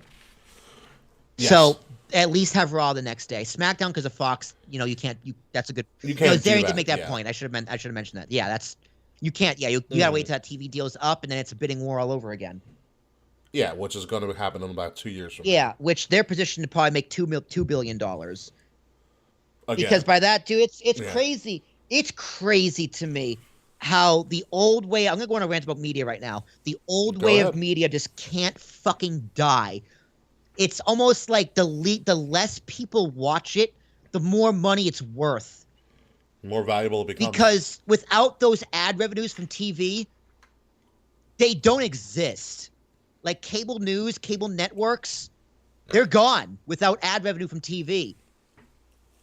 It just doesn't exist. So they gotta just hold on to what they can before but like 10 years from now, 20 years from now, they're gone. They're fucked. Because those cable like no one really I know Ricky used to have cable, but yes, I do. most people don't. It's literally only for Impractical Jokers, to be completely honest. And Impractical Jokers is on HBO Max. Yeah, but still, it's good. It's good. It's good. Nothing stuff to be on, and also the Yes Network doesn't have a streaming service just Right. yet. So, But like it's just it's crazy how something that's gonna be so unpopular and downtrending is gonna be more and more valuable. It's wild. It's absolutely wild. Like like in 2010, TNA was getting like 2-3 million viewers a week, and that was considered bad. You know what Raw and SmackDown would do for 3 million viewers a week today? yeah, they And the product jumped product is worth like tenfold. yeah. Explain that to me. I can't. How does that make sense? I'm not an It's economist. I crazy, can't. dude. It's absolutely nuts. Yeah, it's fucking Because wild. these dude. networks got to hang on to the ad revenue. That's all they have. That's all Yeah. they got. That's all they got. Which is why Big Pharma buys it all. Yeah, gotta love the drugs. All right, folks. Usually at Future Shock, when we get to the Future Shock segment, it means we are done with everything. Hey, that we talked one about more wrestling. thing, actually. No, that's not. Yeah. Did you watch? One more did you watch? No, not a rant. Actually, maybe a little bit. Did you watch Charlotte's Broken Skull? I did not actually. I'm behind on my Broken Skulls. I'll be completely honest. Yeah. Watch This Is Awesome too. This Is Awesome's pretty fun. I do watch This Is It's Awesome fun. sometimes. It's really fun. Yeah, they're fun. It's a fun little nostalgia little throwback show. Yeah. I do enjoy Charlotte's interviews that I've seen her doing because she is such an almighty righteous bitch on TV. To see that character like stripped away and see like regular her is a breath of fresh air. I a lot of the honestly, time. I watched her on Broken Skull, and in a very, very, very weird way, I pitied her. Wow. Like in a very, very weird way, I felt bad for her. It's just like your life sounds terrible. Yeah, her father was Ric Flair. And what I mean by that, I mean her career speaks for itself. Like she's the most successful female wrestler ever, period, by far. And she will be when it's all said and done. She's super consistent. She has led a phenomenal life, but the pressure she puts on herself and the high standards she holds and how most of her career was just like, I just want people to like me. And it's just like, and the stigma of being Ric Flair's daughter and that whole shadow and all that kind of stuff is just left me thinking. It's like, man, if I had the opportunity to change lives with you right now, I wouldn't do it. I would rather be me than be you with all the success you have. I mean, think about that. Not only is it the stigma of being Ric Flair's daughter, it's also living with the fact that you are Ric Flair's Yeah, daughter. and I'm not shitting on Charlotte either. This isn't like and this is not a knock on No. Charlotte. It's like, I'm a fan of Charlotte. I'm a big fan of Charlotte. I like Charlotte. It's like as a real person, it's not what I expected from It's her, hard. like a shoot interview with her. At first, she was super nervous and her answers were short. And Stone Cold did a really good job of making her comfortable. By the end, I thought it could have gone an extra 3 hours. I mean, I can picture Charlotte as somebody who's naturally nervous, and the character of Charlotte Flair is somebody that's completely different from who the person is.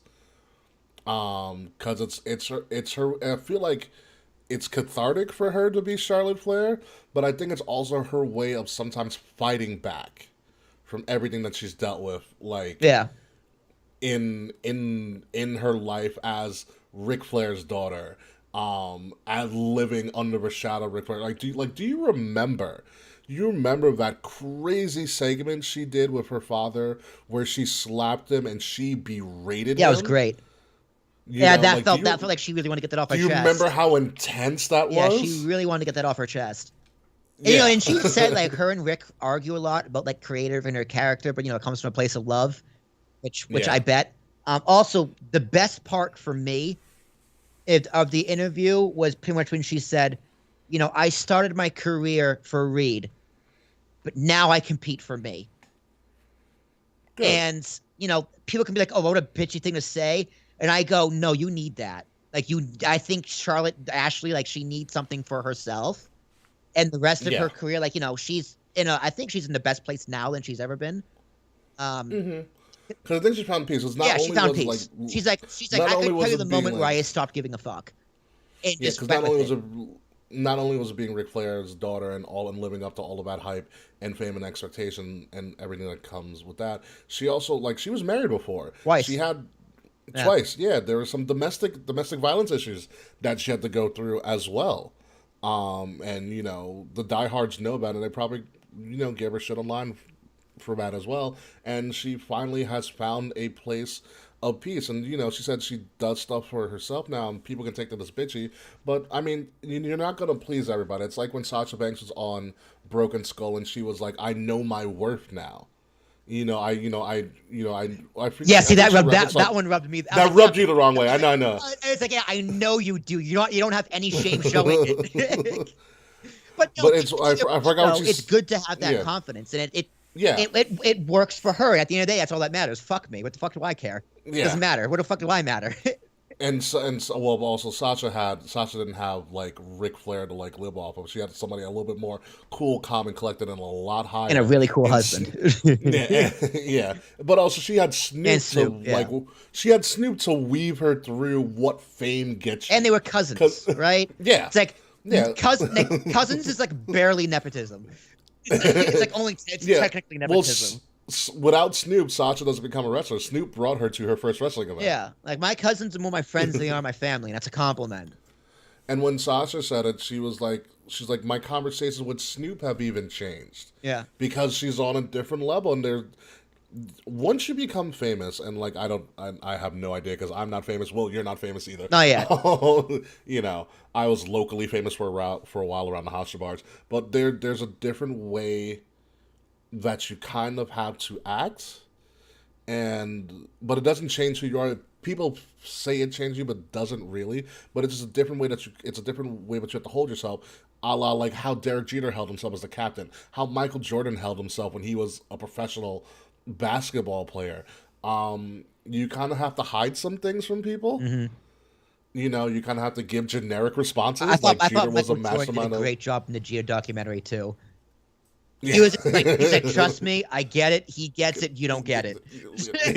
Yeah. I get it. But it's one of those things where you are at a different standard. And you're under a much more scrutinized and criticized microscope than everybody else. That if you don't have that confidence about yourself, you'll get eaten up alive. But also the thing I wanted to harp on too is when Charlotte said, we said Charlotte seems miserable in the pressure she puts on herself. It's like, what is the price of fame? Yeah. What do you have to do to be famous? Like, the way that you were concerned about Charlotte and her person, that's how I got when I listened to the Miz's 24. Yeah, Remember I when felt that. I Miz's- felt that too. When it was Yeah. like he put so much pressure on himself to be perfect. Especially from the background that he came from, where he never felt like he was perfect. He and had tried to so hard and got exactly so far. so far, And in the end, it didn't even matter. And I look back to what Jeter had to do to even remain perfect, or even in the eyes seem perfect, or the Jordan documentary that came out where he was like, listen, I was an asshole because I had to win, because if I didn't win, the media is going to rain on me and try to destroy me. It's not going to destroy you. The first thing they're going to say is, well, how come Michael didn't win the game for the Bulls? Yeah. And that's that pressure to be perfect, and that's the price of fame and the price of success. You can say what you want about Charlotte or Sasha or Miz. What they did worked. Yeah, and she's also really competitive, so that helps Yeah. too. She's a natural born competitor. Charlotte that is. Yeah. What they did worked, and you can't knock them for it. Listen, it worked. They're successful for it, and say what you want. Like, I mean, sometimes it you can't choose what you're good at. Sometimes you Yeah. can't choose what works, but you have to go with it. yeah, you kind of have to. But I'm happy that you said Charlotte seems like she's in a much better place than when she first started out. Yeah, and she said her turning point was the Ronda match at Survivor Series, the first one. Well, you mean when she snapped on Ronda? Yeah, Really? that was her turning point. I'm surprised at Yeah, that. she was also very, very, very frustrated with creative, which surprised me. Like, she was very bummed that she was just placed into the WrestleMania 38 event because that pressure. You know what? She feels she didn't deserve it, even though she knows she does. She didn't technically. I mean, we argued That's about what I mean. this when Like it happened. K. Yeah. Like, she wanted to earn it in kayfabe she wanted to earn it in kayfabe. I get that's why we all rejected Yeah, it because like, in not kayfabe, it didn't earning make it in sense. kayfabe can make people think she didn't earn it in real life, and that she's like, well, Mhm. she's like, no, fuck. Now people are gonna say I didn't deserve it forever. When clearly, yeah, of course she deserved it. Duh, she didn't deserve it for the Yeah. storyline. She deserved it for the past 6 years prior. Yeah. Yeah, I know, I definitely get that. It was just hard to weave in a storyline, and what made it worse is that Vince came out. I was like, she's in, and we were like, oh, god damn it. yeah. It was one of those things. So, Oh boy, no. Anywho, like I said, we were at the Future Shock, and usually that means we're at the end of a show, but we're not at the end of a show because we have a mystery to solve. Uh-oh. And it's Like the mystery- Zoink Scoop! Zoink Scoop! So we have a mystery to solve. So I don't know if you remember. So the week before, last week or so, this showed up on Raw, and everybody the was buddy? talking about. No, this right here. Technical difficulties, USA Network extent, but for some reason, out of nowhere, Raw had a streaming issue. And it blacked out the entire thing for some odd reason, and no one really put it together. And then last night, during Austin Theory's segment, remember this segment when Austin Theory was getting prepared for his match with KO? Wait, question. When they put that up, that advisory, did the sound cut out too? Everything was gone. Everything was just black, and there's a silent. Something like that, yeah. Okay, that's ballsy. So as KO was getting ready for his Austin was getting ready for his match with Kevin Owens. I can't speak today. Good thing you're podcasting. If you noticed, Good thing you're podcasting. Yeah, right. If you noticed, there was a QR code in the back. You see that QR code? Yeah, yeah. So if you scan I mean, that it's not really like hidden. Yeah, but I wasn't paying. But if you scan the QR code, it brought you to a website. Actually, Ooh. Is it? yes, porn? they pulled a trick that Marvel Dude, what if used it in was the show Austin? Moon What if it Knight. was Austin Theory's sex tape? It's like, oh, see, fuck page 2. Son of a bitch! But it's a trope they used in Marvel's Moon Knight, where they hid QR codes in the show, and if you scan the QR codes, it brought you to a No, Moon they Knight comic. put QR codes in the show. They didn't. That's not hidden at all. Well, no, in Moon Knight, it was a lot more Was it? Okay. cleverly hidden. Yeah, this is blatantly obvious. So when you went to the QR code, it brought up these little things here. The first thing it did was Here like is this an Easter feature- egg. Click on it. So it brought up this feature head thing, and there was a little white rabbit with it. And then as the video went on, it brought you to this hangman, which kind of animated out, and it said, "Who killed the world?" And then it says, "You did." And then at the end of it, Who killed the you world, girls? Who killed the you world, girls? at Who the killed the at the end world, of it, girls? it Girls, started girls. blinking this letter. I mean, these numbers 9.23. That's Friday. That is Friday. That is Friday on SmackDown. What has also come to light is that during live events and also during Raw, during commercial breaks, they have been pumping out this White Rabbit song. What's the White Rabbit They've, song? they've been playing. It's an old '70s hippie song called White Rabbit. Let me find this song. Okay. Let me find this song. They've been pumping it out everywhere. So there are a lot of theories to what is the White Rabbit. It's been happening for a couple of weeks. Jefferson Airplane. What's up? Jefferson Airplane. Yeah, I believe so. Oh, I know this song. Yeah. So they've been playing it randomly at house shows in between matches. And they've been playing it, and they played it after Raw. Okay, can you not hear the song? I cannot hear it whatsoever. You cannot hear it. No, I cannot. Let me see. Let me see if I can figure this out. You're just bobbing your head at the. I am just bobbing my head. Okay, now that's speakers. How about? Yep. Nope. Nothing. Wait.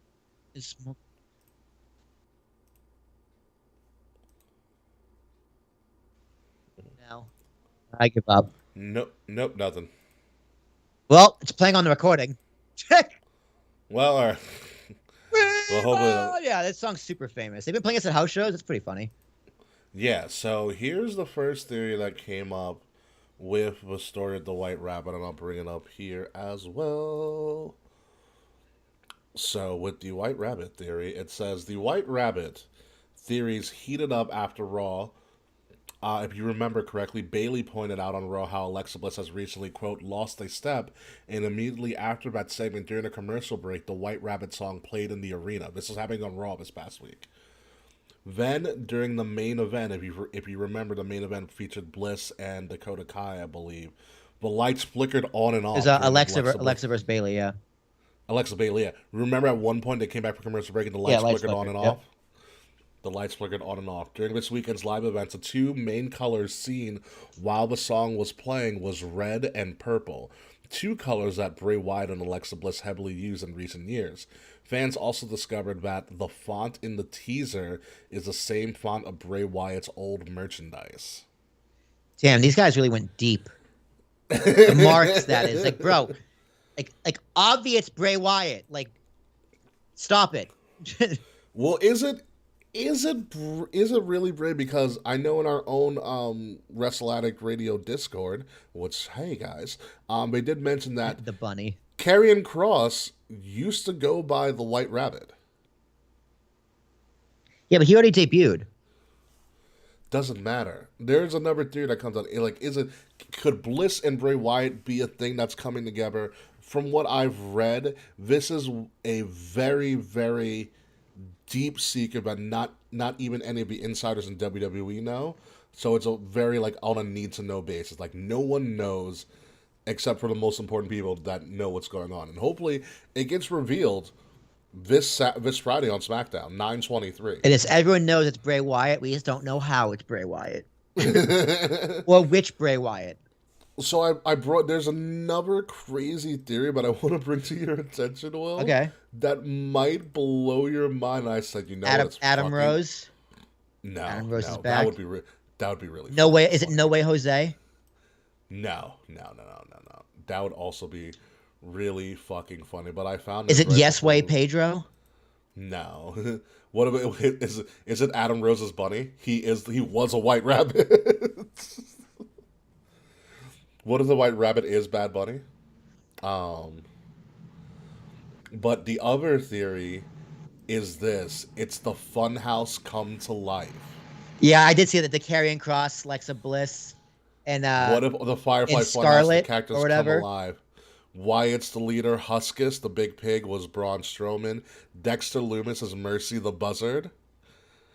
And then Scarlet is Abby the Witch, and Cross is the White Rabbit. I did see that. That would be fucking awesome. The problem is, like, two of these people are already in storylines. Well, that's why, because I think it would be Bray taking over all of WWE. Like, you can cross maybe storylines together. maybe eventually. I don't think they're debuting on Friday. I would say maybe probably eventually. Well, on Friday you can have Bray team up with Scarlet. You could have Bray and Braun. Like right now, like Cross with Drew. That's a big feud. It's very true. And Dexter's with Miz, which is a great feud. But also, Bray being the White Rabbit or whatever he is, or coming back as the Fiend, you can still tie it all in because this is a wild card. Maybe it's Keanu Reeves. Can you imagine? Whoa. From The Matrix, follow the White Rabbit. Whoa, I'm the White Rabbit. Down the rabbit hole. I'm heavily intrigued by this because this is a creative way to book a story that I don't think we've ever seen in pro wrestling. I saw this and I was like, okay, that'd be really cool. That's a pretty crazy group. Because also, we still don't have any answers to why Dexter's targeting the Miz. We don't know what the Braun's just taking out maximum male models. Braun's living his best life. And also, Wyatt could also insert himself into the whole Roman situation, because if you remember correctly, Roman also took out Bray as well. Yes, he did. And there's some Roman needs Roman doesn't need that opponent because he'll beat him and everyone will be mad. Yeah, but Braun can insert himself with the Roman thing as well, because Braun did beat Roman and kind of killed Braun's career after that. He did do that. Dexter wants Bussy from the Miz. I beat up a minion. So I'm intrigued by this. I mean, all roads lead to the White Rabbit could be Bray Wyatt. There's also Bad Bunny. There's Adam Rose, or it could be the Rose. Maybe the White Rabbit's Biggie, which would be really ridiculous. That would be really ridiculous. Besides, he's so, I don't know if you remember. No, yeah, he's still recovering broken neck. It's not Biggie, I think. I really hope creatively that it's all the Funhouse characters come to life. Yeah, that'd be incredible. That would be Wowie. I would just say Wowie Zowie over and over again. I chanted in my living room. Because you know what the fuck? That is a great way to advance the story.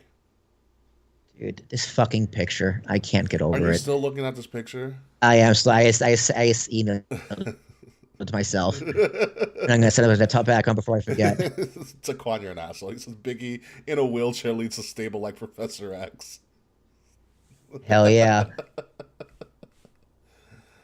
Background. Oh my god. I gotta send you a picture of this when we're done. No, I can't wait. I don't even know what you're showing me. This is probably the greatest thing I've ever done. Oh my god, I don't know. My only issue. Okay, well maybe not. My only issue is if Bray's the Firefly Funhouse come to life and all of his minions and stuff. Could you have a faction with 2 females in it? Because that's also never been done before. I don't see why not. Or do Bray and Alexa lead the faction as like the power couple of the group, which would also be very interesting. Maybe Alexa's not in it, dude. Maybe Alexa's not in it. I don't think you need Alexa in it. I think it's a good tease, but that didn't do great. That wasn't great for her career. Well, kayfabe wise, Alexa's supposed to be cured from it because she went to therapy. Yeah, went to therapy. Ooh, got him. So it's fucking stupid. She went to therapy and her doll and everything, and that's good and stuff. So I'm gonna say Alexa, what you need is a vibrator. She got married. Well, yeah, she probably needs a vibrator. Alexa, shut up. Wrong Alexa. I swear to God that actually happens. Oh, It's like, whatever you're doing right now, Alexa, stop it. That's amazing. I All don't I know know what is you could possibly. I don't know why you're listening for the word vibrator, but stop it right now. Yeah, Dildo's being sent to your location right now. I really hope not. I think the default address is my brother, so it's going there. Oh my god. But yeah, I think it's great. The internet might explode to figure out what happens on this Friday. Or it could be just nothing at all, but I think it is going to be something big. And besides, you're about to get into spooky season. Fall's pretty much here. Why not have Brave return during spooky season? It's perfect. Yeah, it makes sense, dude. Fall is definitely here. It's been gorgeous out. Yeah, it's the perfect time for this to happen. Well, besides that, yeah, I think the mystery should be solved, but who knows? Who knows? So that's all we have for this week on the show. Paige is all what? Hold on. Oh, I'm sorry. Did I read that? Mr. Frets, are you serious right now? All right. Wait, you say, oh, Paige Paige is all elite? No, she means Hangman Adam Page. Do you mean Soraya Knight? Is all elite. She's on Dynamite.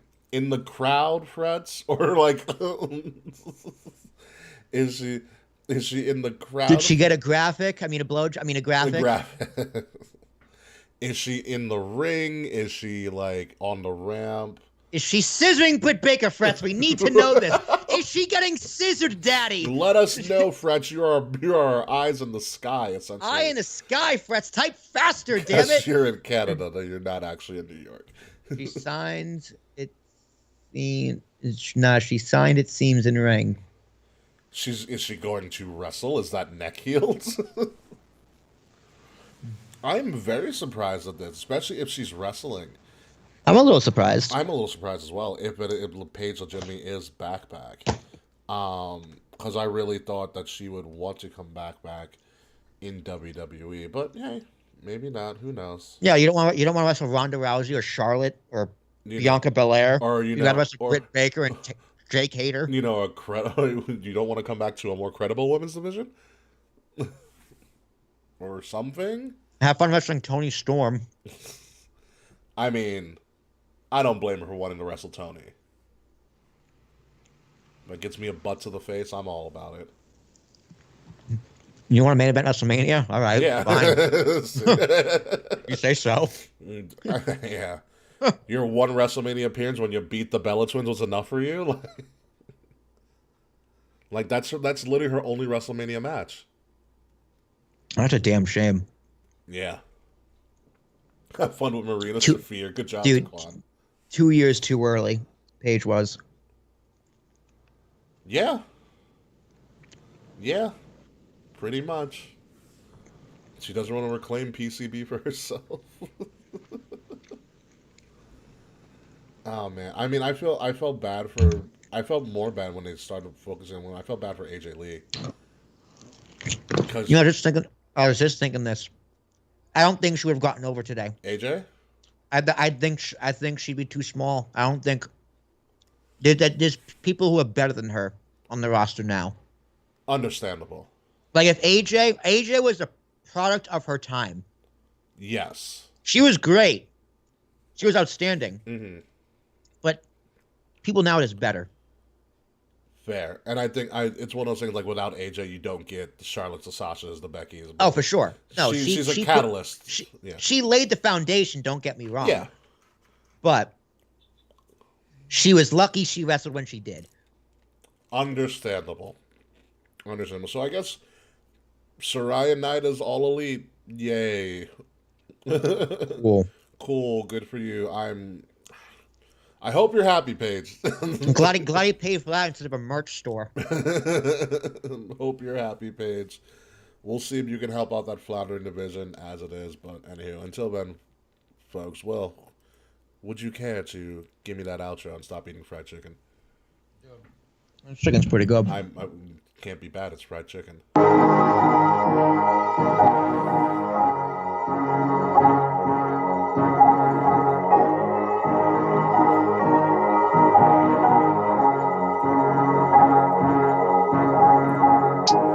Ladies and gentlemen, you have been listening to Kings of the Rings podcast, episode number 309, V White Rabbit. I am the Black Bunny here, King Ricky Rose. You can find me at Ambassador Biggs across all social media outlets, BIGZ, Ambassador Biggs. Find Kings of the Rings podcast at KOTR_podcast on Facebook, on Twitter, on Instagram, on Twitch, on Discord. Like, share, subscribe, leave us 5-star reviews, especially on this video and or on this audio as well, because it really helps get the word out there about all of the great stuff that we do each and every week. And if you're listening to us, make sure you're listening to us on Wrestle Addict Radio and subscribing to Wrestle Addict Radio wherever you get all and listen wherever you listen to all of your podcasts. And follow Wrestle Addict Radio at Addict_Wrestle on Twitter and Wrestle Addict Radio everywhere else on social media. The links to all of our stuff are in the description below. I think we have figured out the mystery of the White Rabbit. We still haven't figured out the mystery of why Will loves the black and white photo of Rhea Ripley. I think it's the white Dominic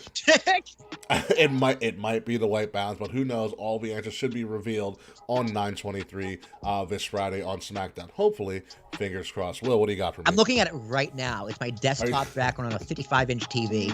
You're ridiculous. I'm gonna be staring at the Dominic's eyes until dawn, trying to figure out what the fuck Rhea is whispering in his ears. And it might just be.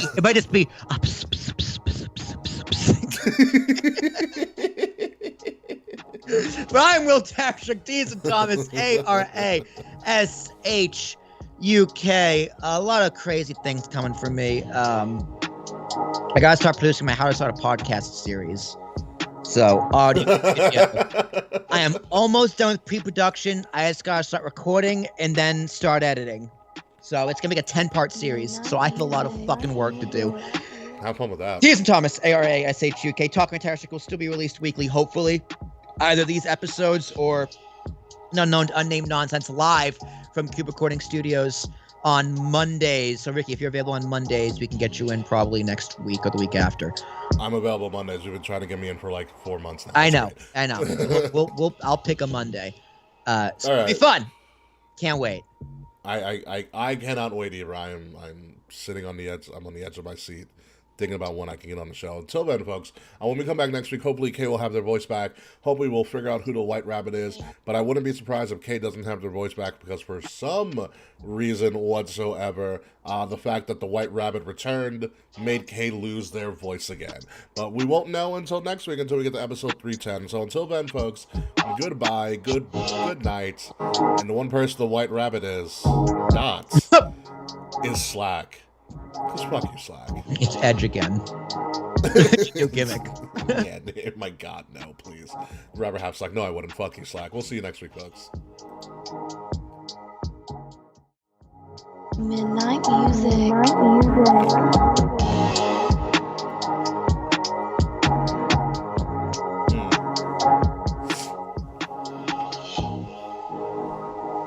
Also, Taquan, don't give me Slack saying that a black man tell someone to stop eating fried chicken. Quiet, Taquan. Yeah, I can tell. He's got you. I can tell Will to stop eating fried chicken because we're recording. He's got you there. It's been in my fridge for a few days. I had to eat it. Yeah.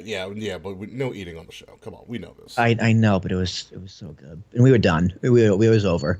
That's very true. My God, yes, this is getting bad. What? Soraya's all elite. Blah blah blah. Yeah, who cares? No, we're getting. ESPN is now giving me updates of when Judge is up at bat. Judge is here up at bat. Oh, Judge is he? Is up at bat. That's annoying. Watch now. Oswaldo grand slam. Oswaldo. Glaber just hit a home run. They're at 7-2 in the 8th. Nice. Okay, tomorrow's gonna be a. What the fuck? What? It's all staticky again. Really? Yeah. That's a shame. Oh, I have tribute. Do you watch Cobra Kai? No. Wait. Yeah, it started like 40 minutes in. God damn it. I didn't. Well, whatever. I recorded the show. I got the backup too. It's just gonna take me a little while. You're a fucking asshole, man. Fucking man. God damn it. I hate these things. This was really funny. The Rocket Power, Rocket League, whatever. What? Team Rocket meme. Oh yeah, prepare for trouble. Make it double. Double. Prepare the world for devastation. So Mance retweeted me because he was playing this game that said if Pornhub offered you $1 billion to post a sex tape with you and your third ad, would you? And apparently I was his third ad on Twitter. Well, that's good to know. He said, now don't say no immediately. Fucking gas, man. Ricky, this is hanging on my wall right now. My TV hangs on my wall, and this is my desktop. Did you just send I it just to me? texted it to you. Oh my god. Hold on, let me see how Soraya debuted. Was this after Britt Baker unified the titles? Hang on, let me change my output, sorry. Wow, she even has her Paige awkward walk again.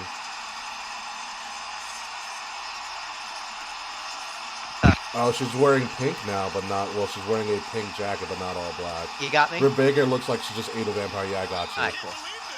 Britt Baker looks like she just ate a vampire. She just ate a vampire? Yeah. She probably eat out a vampire.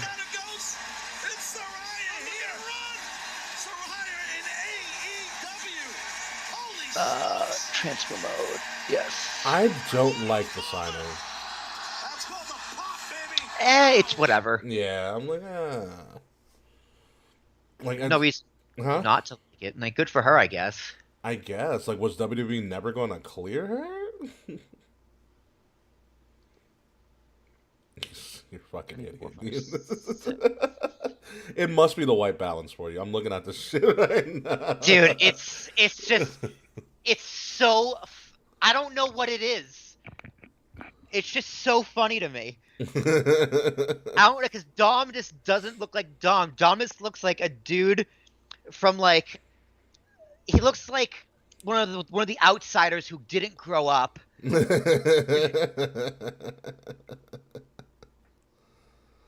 Greaser Dom. He does. He looks like Razor. He's like what Razor Ramon's son should look like. Yeah, he does look a little like Eddie too. He looks a lot like Eddie. He looks a lot like Eddie. So next week, if Kay is back, it's gonna be great because tomorrow. I'm doing Star Wars trivia. Ah, that'll be good. Oh yeah, I also purposely made it fucking hard. Yeah, I know you did. Duh. I was gonna say I'm gonna struggle with this because I know the questions are gonna be ridiculous. Like, here's the thing, dude. There's no such thing as easy Star Wars trivia because anyone who makes the test makes it hard on purpose. Well, yeah, because I was telling people, like, you guys do know I have 50 plus years of content that I could steal from. Yeah. Yeah. Like, it's also because we're giving away Why is prizes. this next? I don't need this. Yeah, Like, that's true. Yeah, you play to win. Play to We're, win. we're giving away, I think it's, what are the 3 things we're giving away? Hold on. Star Trek would be, I'm fucking not doing Star Trek trivia. A framed Oh, Dom and God. Rhea poster. No, I'll tell you what we're giving away because I found it. We are giving away 3rd place Monday Night Football. Now, who did I send to Vincent? 3rd place is getting a Star Wars character encyclopedia, updated and expanded edition. Oh my god, Tony Khan, a big fan of WWE backstage. That's really funny. So 2nd place, are you big on Funko Pops? No. Oh, so 2nd place are getting a 3-pack of Anakin, Yoda, and Obi-Wan. That's pretty cool. But they're Force Ghost. That's even cooler. They're Force Ghost and their Funko Pops glow in the dark. Wow. Yeah, they're an Amazon exclusive. We found it. That's pretty fucking rad. And then 1st place is getting this 4-pack of they're like wine tumblers, but they have the artwork of like Star Wars characters. Like one's Boba Fett, one's R2-D2, one's a Stormtrooper, and one is clearly Vader. They're all different helmets. So it's pretty dope. Yeah, Helmet Hughes drinking glasses. So I'm very excited, but yeah, I made Star Wars trivia really, really fucking hard. Here we go. Judge is up again. Ooh, what's he gonna do? I got another alert. Oh, he's gonna strike out. I will say I did watch his home run from yesterday. Destroyed. My lord, like the pitcher threw it right in his natural swinging Yeah. position. It's like you missed. You missed. Pretty bad. You missed. The kid who there was a dog pile for about 60th ball. There's a fan video because it landed in the bleachers and no one initially caught it. That's hilarious. So it's a mad scrum for it. Yeah, I did see the dog pile. You see the kid who got it? He's like, I don't want any money. I just want to meet him and photo and autograph. I just want to give him the ball. Yeah, not my ass. I would have held him up for ransom. Yeah, I was like, respect kid, but you are a fucking idiot. Although he is lucky because he actually got inside the locker room. So did you see the picture he took it behind? Did you see the picture he took with Aaron Judge? He got in the locker room. Well, because I only know why, because the wall behind it is it's pretty much, it has the Yankees logo on it, but it also has autographs of like pretty much all the Yankees that have ever been Yankees. That's crazy. And it's not in a public place, like you can't reach it. That's a good clubhouse secret. Yeah. That's no longer a secret. No, they mentioned it on Yeah. I think they mentioned it during Old Timers Day. I didn't know that. That's pretty crazy. Yeah, whenever they bring legends back or whatever, one guy makes sure they sign that wall. That's awesome. Yeah. So the fact that he has a picture in front of that wall is actually a pretty badass thing. Yeah. However, I would have been like, oh, this is his 60th. He tied Babe Ruth. I want season tickets. Minimum. Yeah, they walked Aaron Judge. They walked four straight Of course pitches. they did. Dude, it's 11-2. Why? Why pitch around him It's not a 1-0 game. I think they intentionally walked him. They just don't want to be the ones. I mean, I get that. But you're also the Pirates. Yeah, but it's like you're the one who's supposed to hit it off of. And they took him out. Yeah. All right. So here's my question. Take him out. If you caught home run 60, I said my minimum asking price is I want guaranteed season tickets for a year. My asking price, guaranteed season tickets for a year. I'd sell most of those though. That's fine. I don't care. I'd probably sell them to make a profit. Guaranteed season tickets for a year. Meet Aaron Judge, autograph, signed jersey, and photo. That's what I'm going for. You'd rather have season tickets? I don't know. I'd probably give it to him for like $10,000. I don't think the Yankees would do a cash thing for you. That's a bold move, though. 10,000 cash. Just give it to me. He'd be like, hey, give me Aaron Judge's game check. Just give me his game check. That's all I want. Yeah, no, I'm not that crazy. Although I think he's probably just like, yo, please stay in New York. I'm doing this for you. He's like, I'm giving you this ball so you don't go to Boston. All right. Dude, his asking price is going to go through the roof if he breaks the Yankee home run record. Dude, he's the Triple Crown right now. And going to get the Triple Crown? Dude, you're going to get Triple Crown. Dude, okay, imagine this. It's going to have a $500 million contract. He's going to get Patrick Mahomes money. If he gets Triple Crown, MVP, World Series MVP, you can just give him $1 billion at that point. Give him an ironclad contract. Be like, dude, do you want the team? We're kind of trying to push Hal out. Like, do you want it?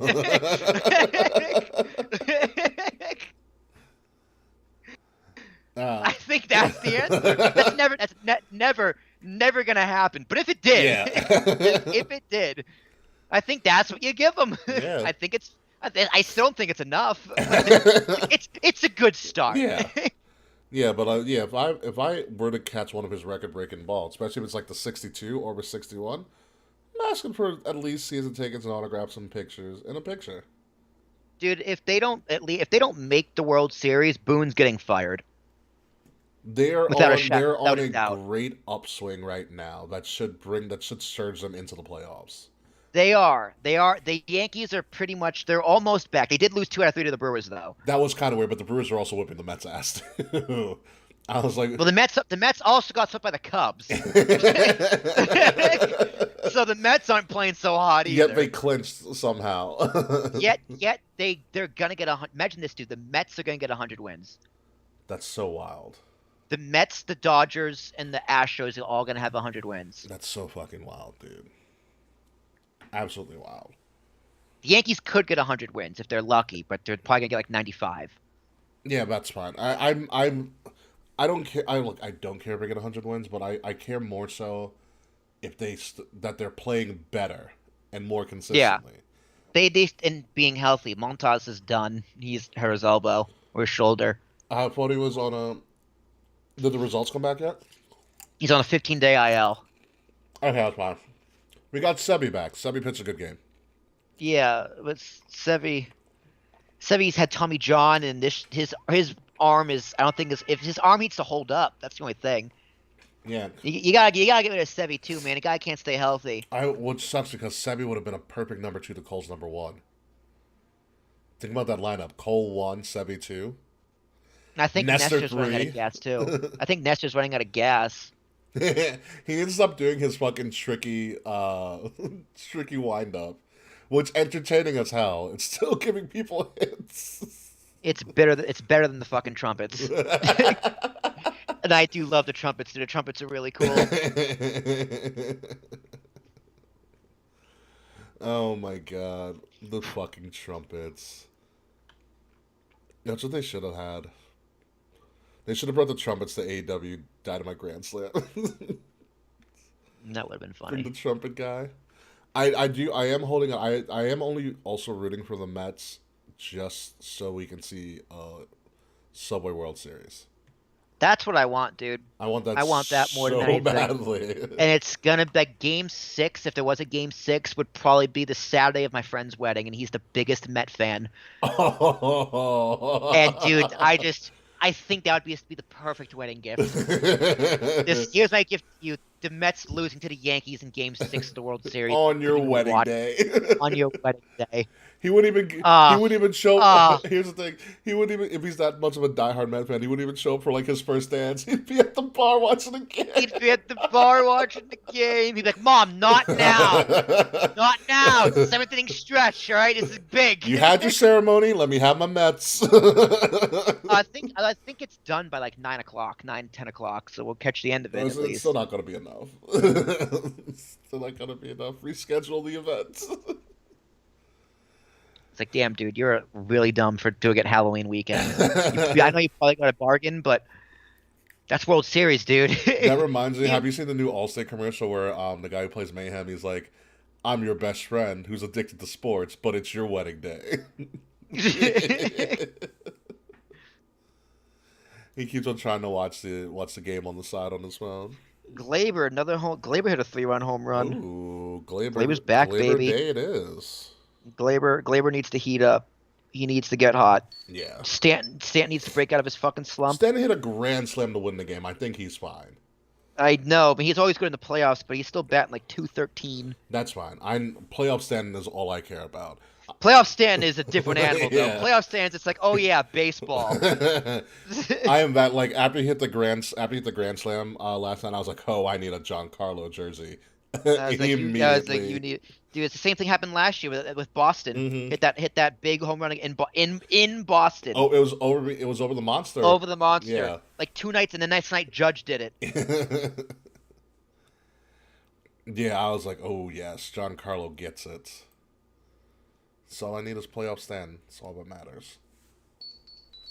The Yankees need home field. The Yankees need home field, dude. They play bad on the road. We need to win the fucking division. Yeah, dude. Glaber destroyed this ball. Did he? Oh yeah. Like 12 rows back. Ooh. Very, very interesting.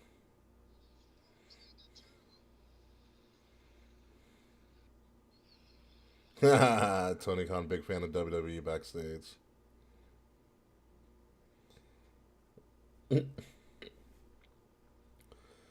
Oh my god. Judge would be the first Yankee to win a Triple Crown since Mickey Mantle in 1956. Jesus, and he'd be the second person to win it, or since And Miggy did it. the second since Midgie did it in 2012. Yeah. That was nuts, dude. When Midgie did it. Mm-hmm. Have you heard? Oh yeah, here's the wall. I'm looking at it right now. Yeah. That's so You cool. hear I heard a crazy Miguel Cabrera story about how good he is or was. That during BP he could call his shots. Like he can go left field line, left center, center, right field. Like in a row. Where he would hit. That's in BP. wow. I believe it. Yeah. I believe things.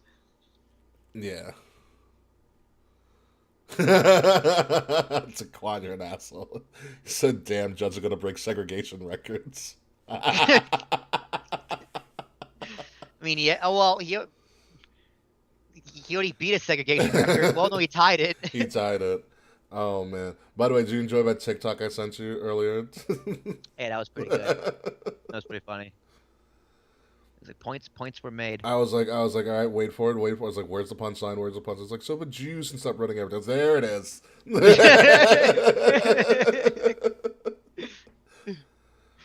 There's another funny one I found this morning. There's this guy. My TikTok has been loving it. There's this guy I found today.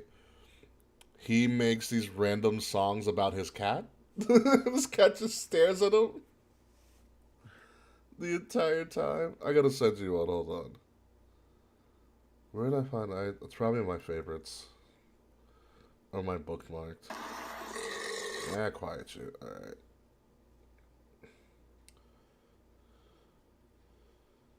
There we go. Oh, there's two I gotta send you.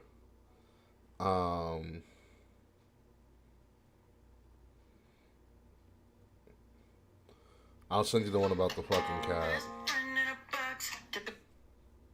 Here we go. And then I'll send you the other one that I found. It's like it mixes Game of Thrones with fucking fantasy football, and it's fucking hysterical. But you gotta see this one about Jake Loud and his fucking cat. It had me crying this morning. Put the volume up too. Let the world listen to this. I'm so serious. –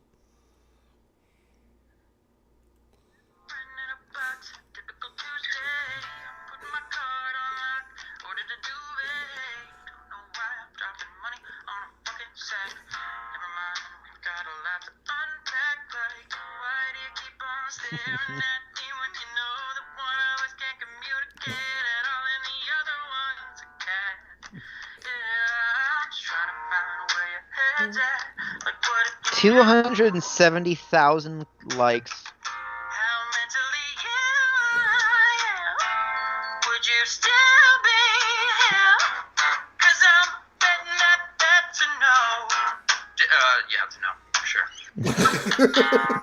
That's pretty good. That's pretty funny. He literally makes his TikTok of these songs of his cat. He has a playlist of his songs about his cat. There's 96 songs on it. But that's absurd. And the cat just looks at him like he's a fucking dumbass the entire time. Well, he is a fucking dumbass. And it's fucking amazing. Get a real job, bro. But the sad thing is, that is a real job. This one you'll enjoy because you're a Game of Thrones dude. The one I just sent you. I was gonna say you want to do trivia tonight, but Kay's not here. Well, I can leak to you Schitt's Creek trivia.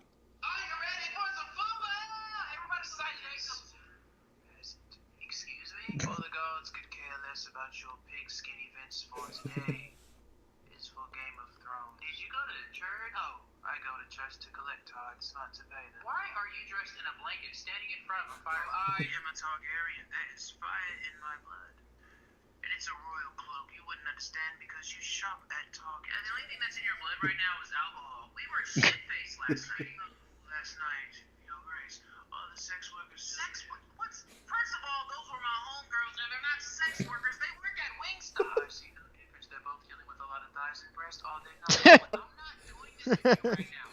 Fair enough. So we can go to Jacob's and watch the game. Why? So we can sit around and talk about the women. That will never happen. Play with each other's cars. We don't talk about women that we can't get. Chill. I've only ever hoped for one thing, and that's to rule the kingdoms of the world while wearing my crown, riding my dragon. You don't even like getting on planes, but your black ass is gonna hop on a dragon? I should have your head for talking about my traumas in person. Are you coming to Jacobs or not, bro? Your Cockfest invitation. I want no parts. 49ers starting quarterback Trey Lance just broke his ankle. Which quarter? Are you? Oh, what a finish! Oh, what a finish! Excellent, excellent, just excellent. Outstanding. It's better than anything I've watched on AEW in weeks. Oh my god! I was like, wow, that's great. What quarter? Because I bet you everybody had. Motherfucker, I know you care. I just gotta find the right thing. Oh my god! Because I know people were fucking pissed when he got taken out. I laughed. I laughed. Wish I played CD Lamb though, you bastard. Listen, everything made me believe that he was not a viable option. Yeah, me too. I believe it's my fault for believing you. You should have named Dak Prescott's backup. I couldn't even name one of the white. I mean, he's the number one wide receiver, and they're playing the Bengals, who's just gonna cover him, double cover him. Yeah, I would have not played CD Lamb either. So don't worry, I didn't play Tua Tagovailoa, and he had 6 touchdowns and almost 400 yards passing against the Ravens. Nobody saw that coming. Nobody believed in Tua. Not one person believed in Tua. People still don't believe in Tua, and you know what? We all owe Tua an apology. So Tua, I'm sorry. Because you know what I thought? I was like, Ravens defense? Oh, they'll handle him. Nope. Totally wrong. Yeah, we all thought Tyreek Hill was going there for a vacation. Apparently. We all thought he was doing what Tom Brady actually wanted. You know what it is? It's that. Have you seen the head coach of the Miami Dolphins? He's the white guy, right? Yes, of course, they're mostly always the white guy, except if you're Mike Tomlin of the fucking. Didn't they just fire a black head coach? Miami did. Well, no, yeah, they did. And then he sued because he sued them because they thought he accused them pretty much not discrimination. They accused them deliberately trying to tank, essentially. Oh well, that's to get draft picks. Yeah. That's just called football, bro. That's what the NBA does. I hate that they do it too, but it's not because it's because they want to draft picks. Mm-hmm. But no, this the head coach of the Dolphins could be a more nerdy looking white guy. I have seen a picture. I'm like, yeah, that's definitely the coach of the Dolphins, all right. But God damn it, he's probably a great fantasy manager too. Yeah. This motherfucker has the analytics down packed. I guess Mox won? So come on, did Mox win? You just said I'm tired of Mox winning, because if Mox won, that'd be a difference. Mox did win. Mox beat Bryan Danielson. So I guess we're wrong. It's only why is it on now? It's not the main event. It's 10 o'clock. Isn't it 9 to 11? No, Dynamite starts at 8. You should know this. Dynamite's 8 to 10? Yeah. Where the fuck have I been? I don't know. I don't know where you've been throughout this whole thing. When has it ever been? I thought it was always 9 to 11. No, it's always been 8 to 10. You used to watch Dynamite. Not never live. I told you. Remember that whole rant? I don't watch anything live. I get that, but still. Yeah, this is news to me. Kay watches Dynamite as soon as we record. That's true. We do start at 8. And that's when Dynamite starts. How did you not put 2 and 2 together? I don't know, dude. Brain fart. Maybe I did know that, and I just forgot. Fair enough. The Yankees won 14-2. good, dude. They need women longest yard. They're like we need some pick me ups. That's what the Yankees need. They just need to beat up on a weak, feeble That's team why- and prove to the alphas. That's why college football is always kind of shitty the first couple of weeks.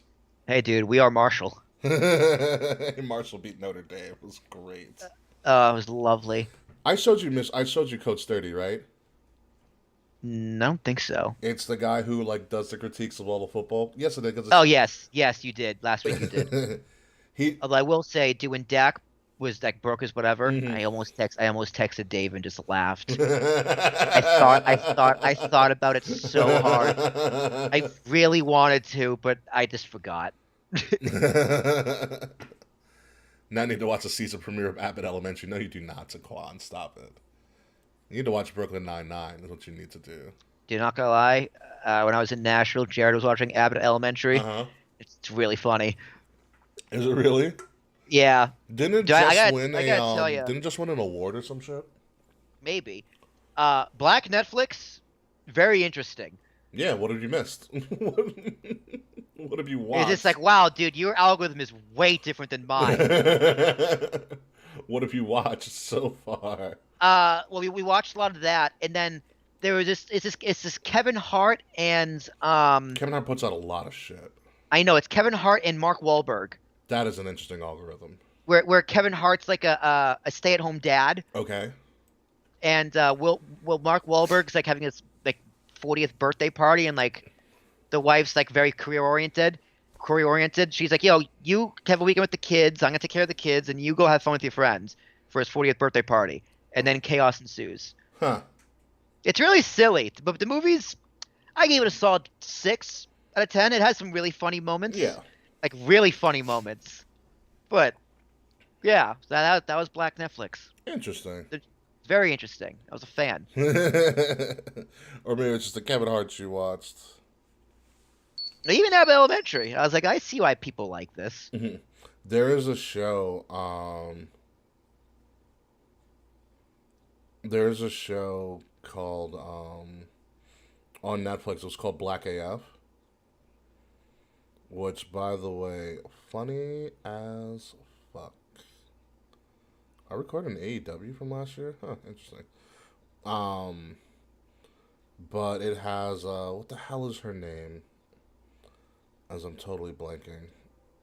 But essentially it talks about this this black family that is like this rich black family, and they talk about what they go through and stuff. What is her name? Rashida Jones. Quincy Jones' daughter. Okay. She's fucking hysterical. And I forgot the name of the guy.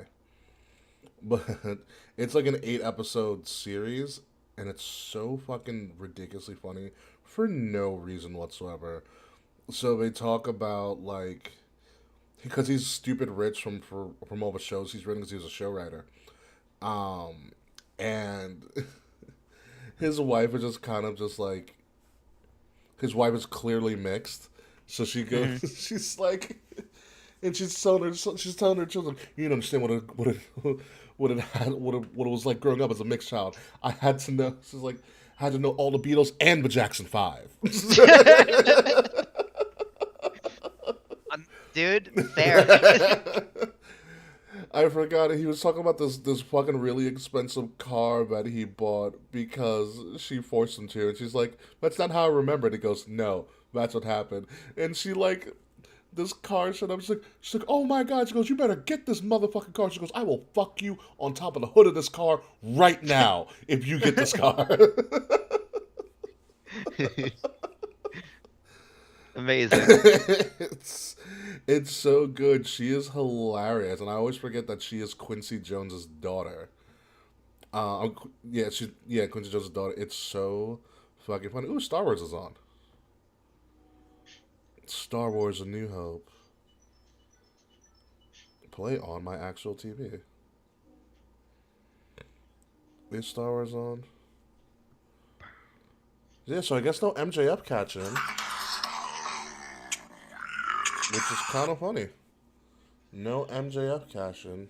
Damn, dude, I'm bummed. I'm a little bummed Moxley won. It's just like, dude, now he's a 3-time champ. I mean, he was super over before that whole Chicago thing. Yeah. I mean, this is the best one of his career right now. Yeah, and he's in a better place, so, like, good for him. Yay. Yay, Mox. But, I mean, when are you going to give MJF his title? No rush. I don't know. I would have done it in New York.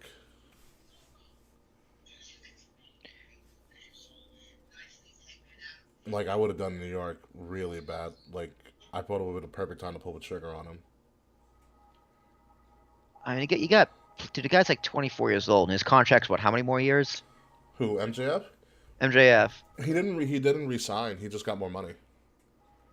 No, but he's still on a deal though. He's 2024. 2024 is up, yeah.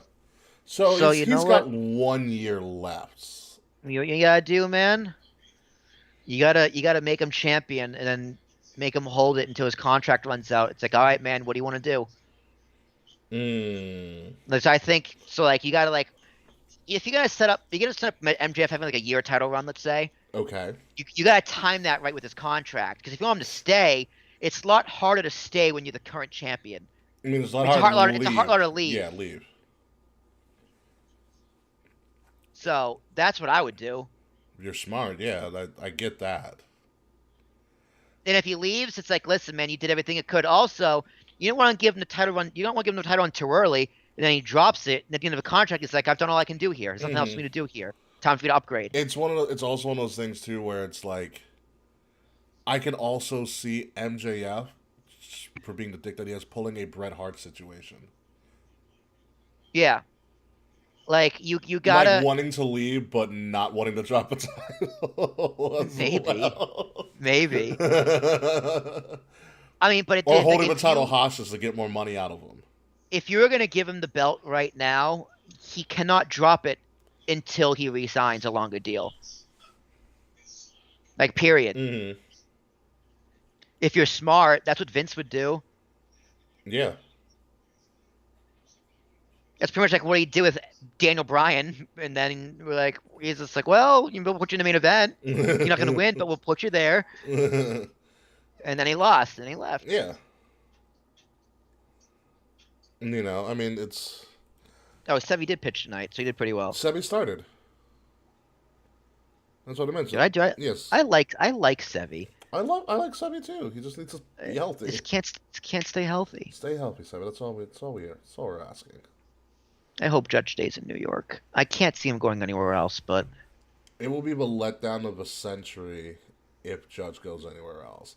And a part of me thinks Judge is just playing us, and he's just playing the media. Yeah, when he said he might go to Boston, my friend came into work. He's like, "Can you believe you said that?" I was like, "Dude, he's saying that to get more money." Yeah. I was like, "He's saying that so morons like you will react exactly how you're reacting." Like, that's why he's doing it. Yeah. Like, I just... He's smart. I mean, and to be honest, that's what Lamar Jackson was doing. Lamar Jackson's doing the same thing Judge is doing. I think Judge... I don't know the man, but I think he wants to stay. I think he is a... Yeah, I think loyalty is a big thing to him. To a fault. Yeah. Sure. And I would tell him that. I'd be like, listen, that's what Rizzo told him. He's like, listen, man, don't be loyal to a fault. It doesn't exist in this game. It's a business. Yeah. Which is something Jeter had to learn. Yeah, because he talked about when he was arbitrating for his contract, and the first time he had to hear, but he wasn't that good. Yeah. Which he didn't like. Then the second time, he was just like, let's just not make it public. And then it was public. Yeah. So the second time, he was just like, guys, listen, I know how the game's played. Just let's play it behind closed doors, all right? Yeah. So, but that's a tough lesson. That's a tough lesson to learn. Yeah, it's still a business. It's a shitty side of the business too. Like, I think they already had their spat though. I think the Yankees because they avoided arbitration. yeah, no. Judge Right? went to arbitration. He won. He went to arbitration. He won. So he won the extra money for the extra deal, whatever. For the year. He won the extra money for the year. Yeah. For the year. All right. So it seems like they're on good terms then. Yeah.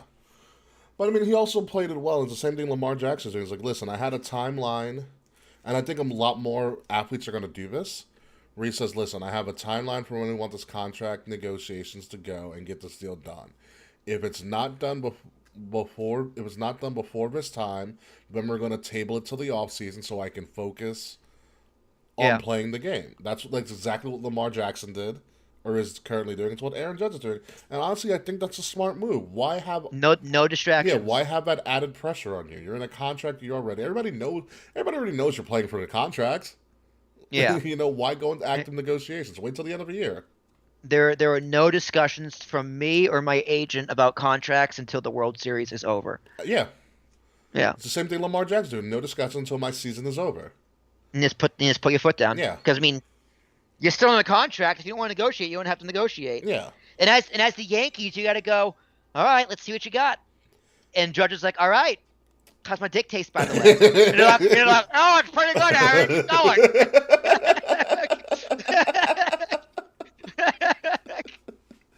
Wild things can happen on the post show, ladies. But like it's he's gonna make them eat their words, but like he's worth it at this point. Like the numbers and the season backs it up. Mm-hmm. Like if they let him go, it'll be one of the greatest travesties in all of sports. Well, here's what I'll say. I will say my MLB season though, Aaron Judge does end up going to the White Sox, which is fucking wild. It's possible. Yeah. It's like I did a fantasy draft in my MLB The Show, and he was fantasy drafted to the White Sox. So he re-signed with the White Sox. I traded for him. He signed a free agent deal with the White Sox in my created season. Ooh. I was like, oh my god. I don't like that. Yeah. But here's the thing: if he does leave, I don't want him to leave because I love the guy. But however, and I did a TikTok about this. Y'all can go watch it. Aaron Judge has peaked. He is never going to have a better season than this season. I don't think he could bat 300 again. He might get 60 home runs again, and he could get 100 RBIs again. But I don't think he's ever going to do more than one in a season ever again. Well, 60 home runs and not 100 RBIs doesn't sound possible, but maybe from the White Sox.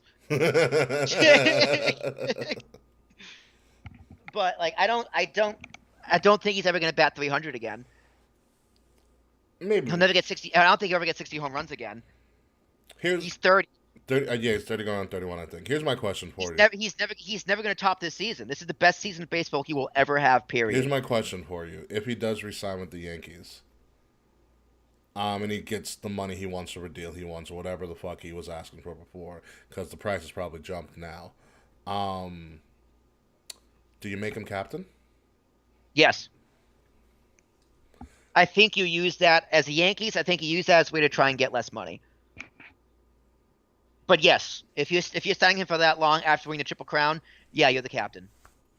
Because I know there's no rush to coin a new captain, because the captain position in the Yankees is one of the hollow positions. One of the most sacred positions in all of sports.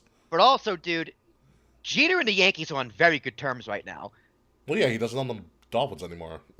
Yeah, the Marlins. Yeah, dude, my fault. he might move up to Jeter might move to the front office. Yeah, okay, that's fine. Which, I mean, what makes Judge want to stay more than his fucking idol? You want to work for your idol? Uh-huh. Yeah. What's going on, Nate, by the way? Shout out to Nate, the effing great host of Brace for Impact podcast, going through all of TNA wrestling. So watch the Millennium Falcon ride through on Star Wars: A New Hope. Yeah, it's if they dangle the captain position, because I do think Judge would make a great captain now that he's grown up a little bit. When he first started out, he's mature. Yeah. When he first started out, he pulled that stint with the Red Sox was it the Red Sox or was it the Astros as they were leaving? Red Sox. I think it was Red Sox. Yeah, I was like, ooh, not a good look. You don't don't rub it in, dude. You haven't won yet. You haven't won yet. But I think he'd be a good new captain, because there's only been, how many captains have there been in the Yankees? What, 3 or 4? I think you had Gehrig. Mm-hmm. Maybe Mickey. Thurman Munson. Willie Randolph. And then Jeter. No, you had not Mattingly. Mattingly was never captain. No, Mattingly was the captain. Yes. It was Mattingly. Who was the first baseman? Was Mattingly first base? Mattingly was third. Mattingly was captain from like the late '80s to the '95. Whoever that first here we baseman go. Here we was. go. We got the names of the captains.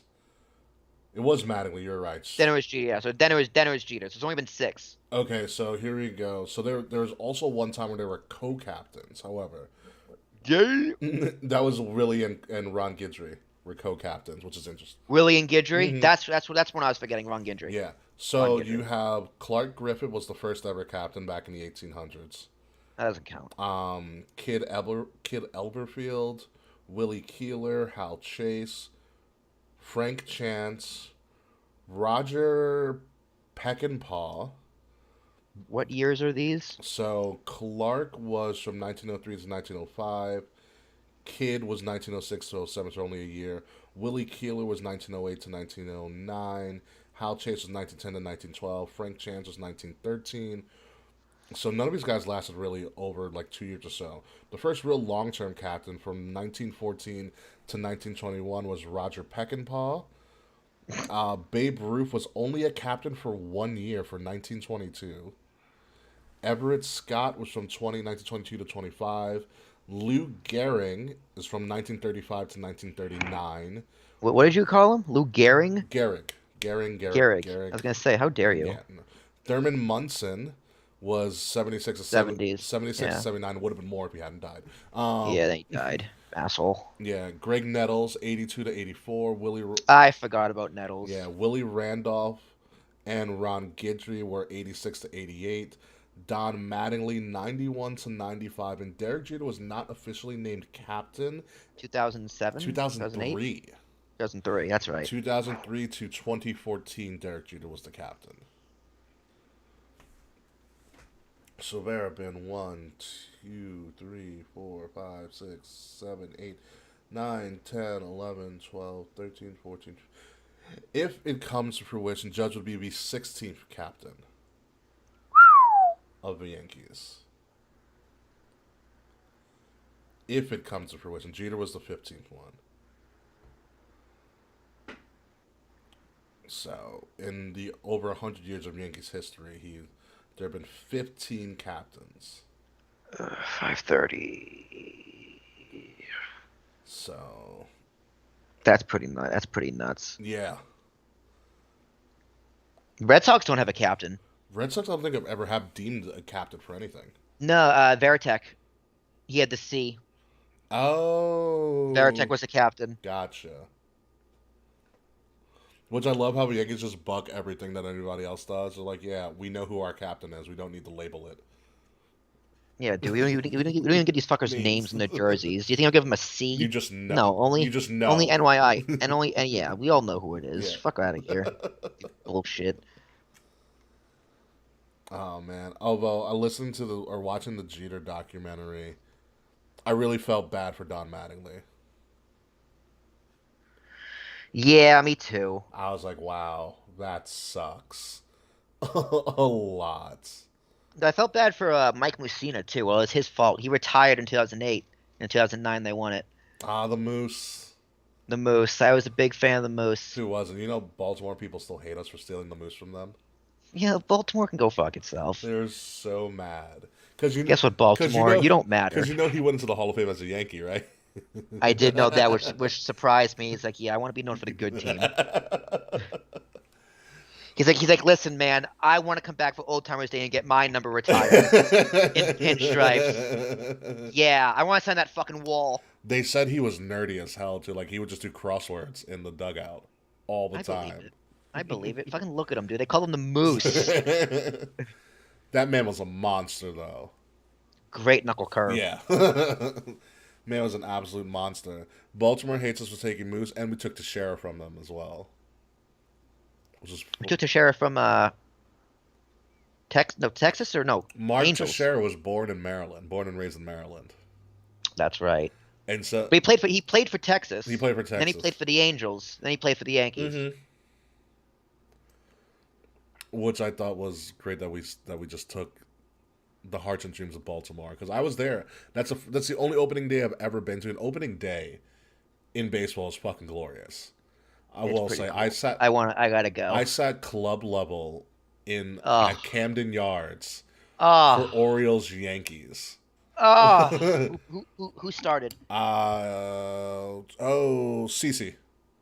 Oh yeah, they lost that It was year. it was the 2009. It's the year they won the World Series, so they started out Yeah, slow, but they lost. they They lost. lost. I remember. Yeah, they had at the time Joe Biden, the vice president of the U.S., threw out the first pitch. Wow. Yeah, it was fucking nuts, dude. And so obviously, opening day they do the entire roster for Yeah. everybody. The X Pac heat of boos that Mark Teixeira got, resounding. I was like, they hate this man for joining the Yankees. And me and my friend at the time, Keith, were the only ones in our section standing up and applauding, saying, "Take the money, baby! Take the money!" That's so funny. Surprisingly, everybody was very cordial to us, too, even though we were Yankee fans. They're like, yeah, we know we're bad. I mean, Andrew Jones is there, but I mean, come on, not Andrew Jones. Where's their Jones? I know what you're talking about, too. Yeah, he's like the right field or whatever. He's not Pac-Man Jones, but he was. No, that was football. Yeah. I know. It's like Adam Jones. Adam or Jones. something. It was Adam Jones. Yes, it was Adam Jones. Like there's Miguel Tejada lying about his age again. Yeah, no, that was a crazy game. But I will.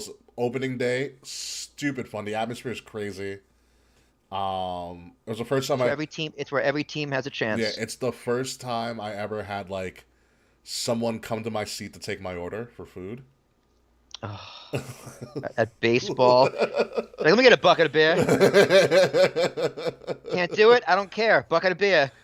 It was crazy. So for club level in Camden Yards, you literally have to take like a club level ticket holders only like escalator. It's one escalator up. You gotta take a piece of his skin and prove it's him. So it was nothing fun. And like I mean, I hate the Yards, but Camden Yards is such a fun ballpark to go to.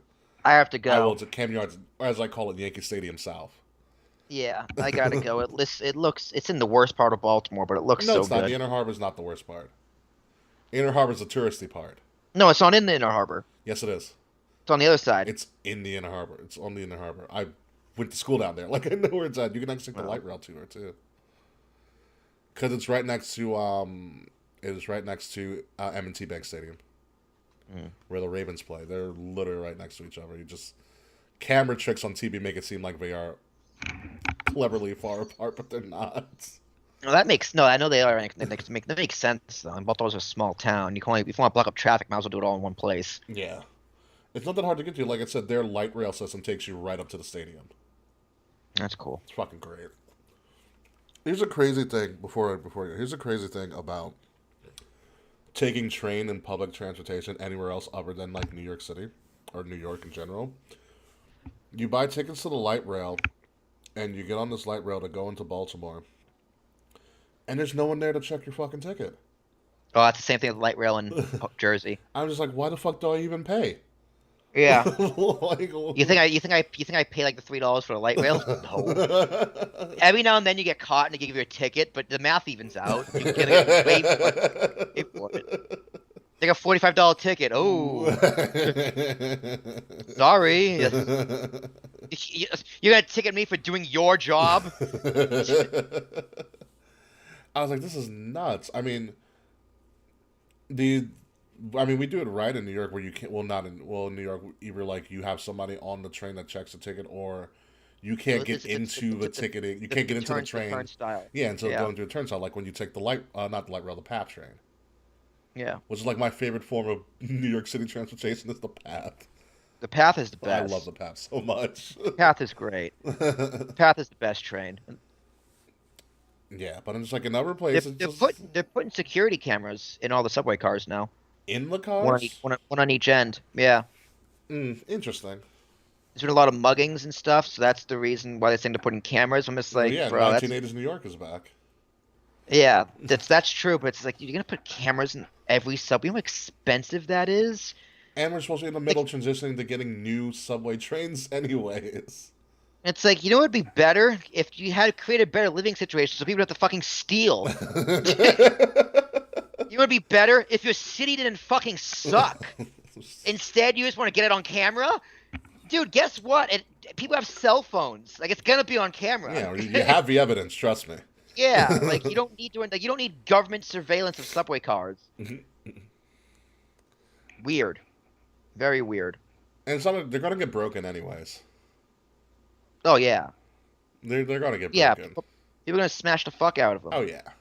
And guess what? Good luck finding them. But also, what do you do? Like, are you gonna put them in like where do you put the cameras in when it's like rush hour or it's peak time or after a Yankee game or after like a Met It's like game? one of those. It's like one of those circle ones you see at a school. But still, was it going to catch really when it's in when you're packed in like sardines after like a big event? Well, that's not where crime happens though. True. You might get some uncomfortable touching. But Yeah. That's just, hey man, my hand can't go nowhere, but your titty is just right there. Sorry. You see, I'm squished. You see his back I'm stuck with? Like, yeah, perfect it happens. resting position. Yeah. It's so comfy. It's like the pillow for a wedding ring. Oh my god! So I was watching, what was it? Brooklyn Nine-Nine, and Andy Samberg's character is doing a competition with the captain of the precinct about who can steal an item before midnight. And so they have teams. So his boo that he's essentially banging like comes to him and but he didn't pick him. He didn't pick her to be part of his team. But she comes in to tell him something, and he starts talking to her boobs. He's like, "Why are you talking to my breasts?" He goes, "Because that's where the hidden mic is, where the captain's listening in on." She's like, "No, it's not." He's like, "Sure thing, Captain." That's pretty funny. And then she goes to the captain, and the captain does the same thing, and he goes, "Why does everybody think there's a hidden mic in between my boobs?" And the captain's like, "Because of the shape of them, they fit so well." It's perfect. Wait, Glaber hit 2 home runs in the same inning. Wow, they batted around? Yeah. Jesus. He hit him both in the bottom of the 8th. That's great. That's great. By the way, did you see one of the tweets on the tip of the crown? I gotta send it to you if I haven't already. Or I put it in the Discord, but I'll send it to you personally. Because you'll get it after watching the Jordan doc. It was one of the guys who took that personally. No. This one, someone did this on one of the groups that I follow on Facebook. Yeah, Pippen Jackson. Yeah, I did see this. Who's Tony Kukoc? Kukoc? Oh, you didn't get to that part of a Jordan documentary. No. Okay, so Michael Jordan, Phil Jackson, Rod.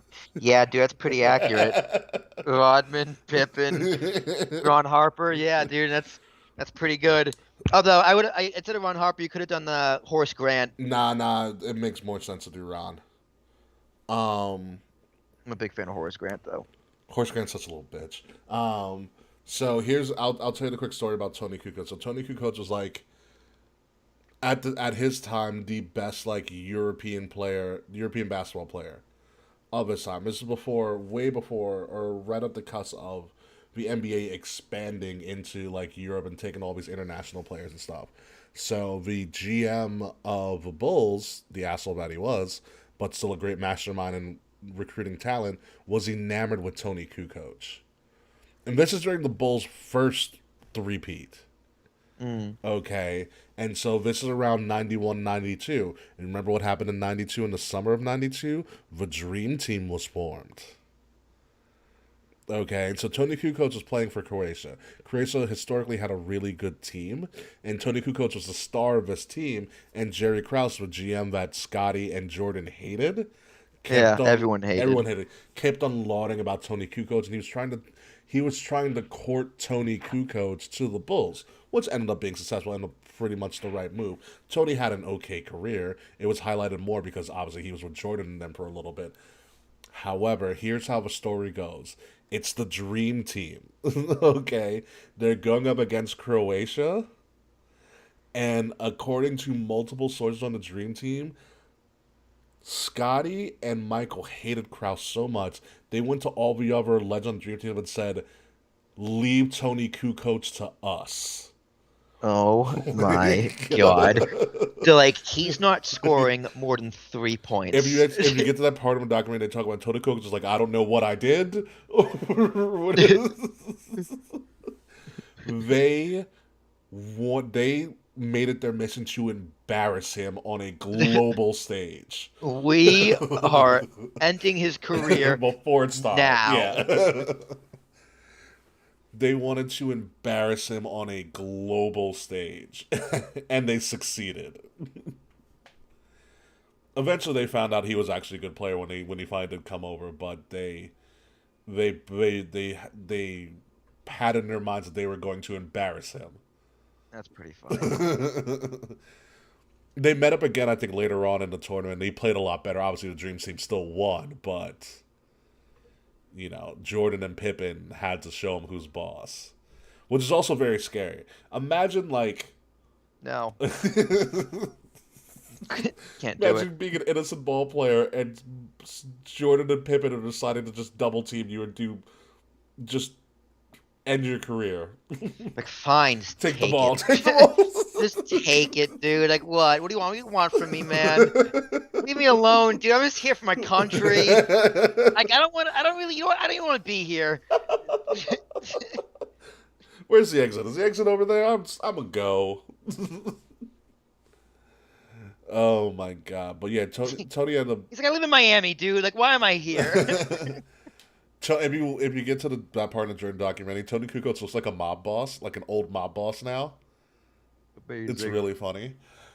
But Tony ended up not he was a very good basketball player. He wasn't the greatest thing since sliced bread that Krause made him out to, and like he was supposed to be like the Jordan successor, which did not happen at all. But he was an above average player for the years that he played. Let's put it that way. Mm. So, but I will leave you at that. So let me get out of here. Yeah, dude, me too. Yeah. It's bedtime. All right, dude, show's uploaded. We're all good. Perfect. We will see you guys next week. Toodles.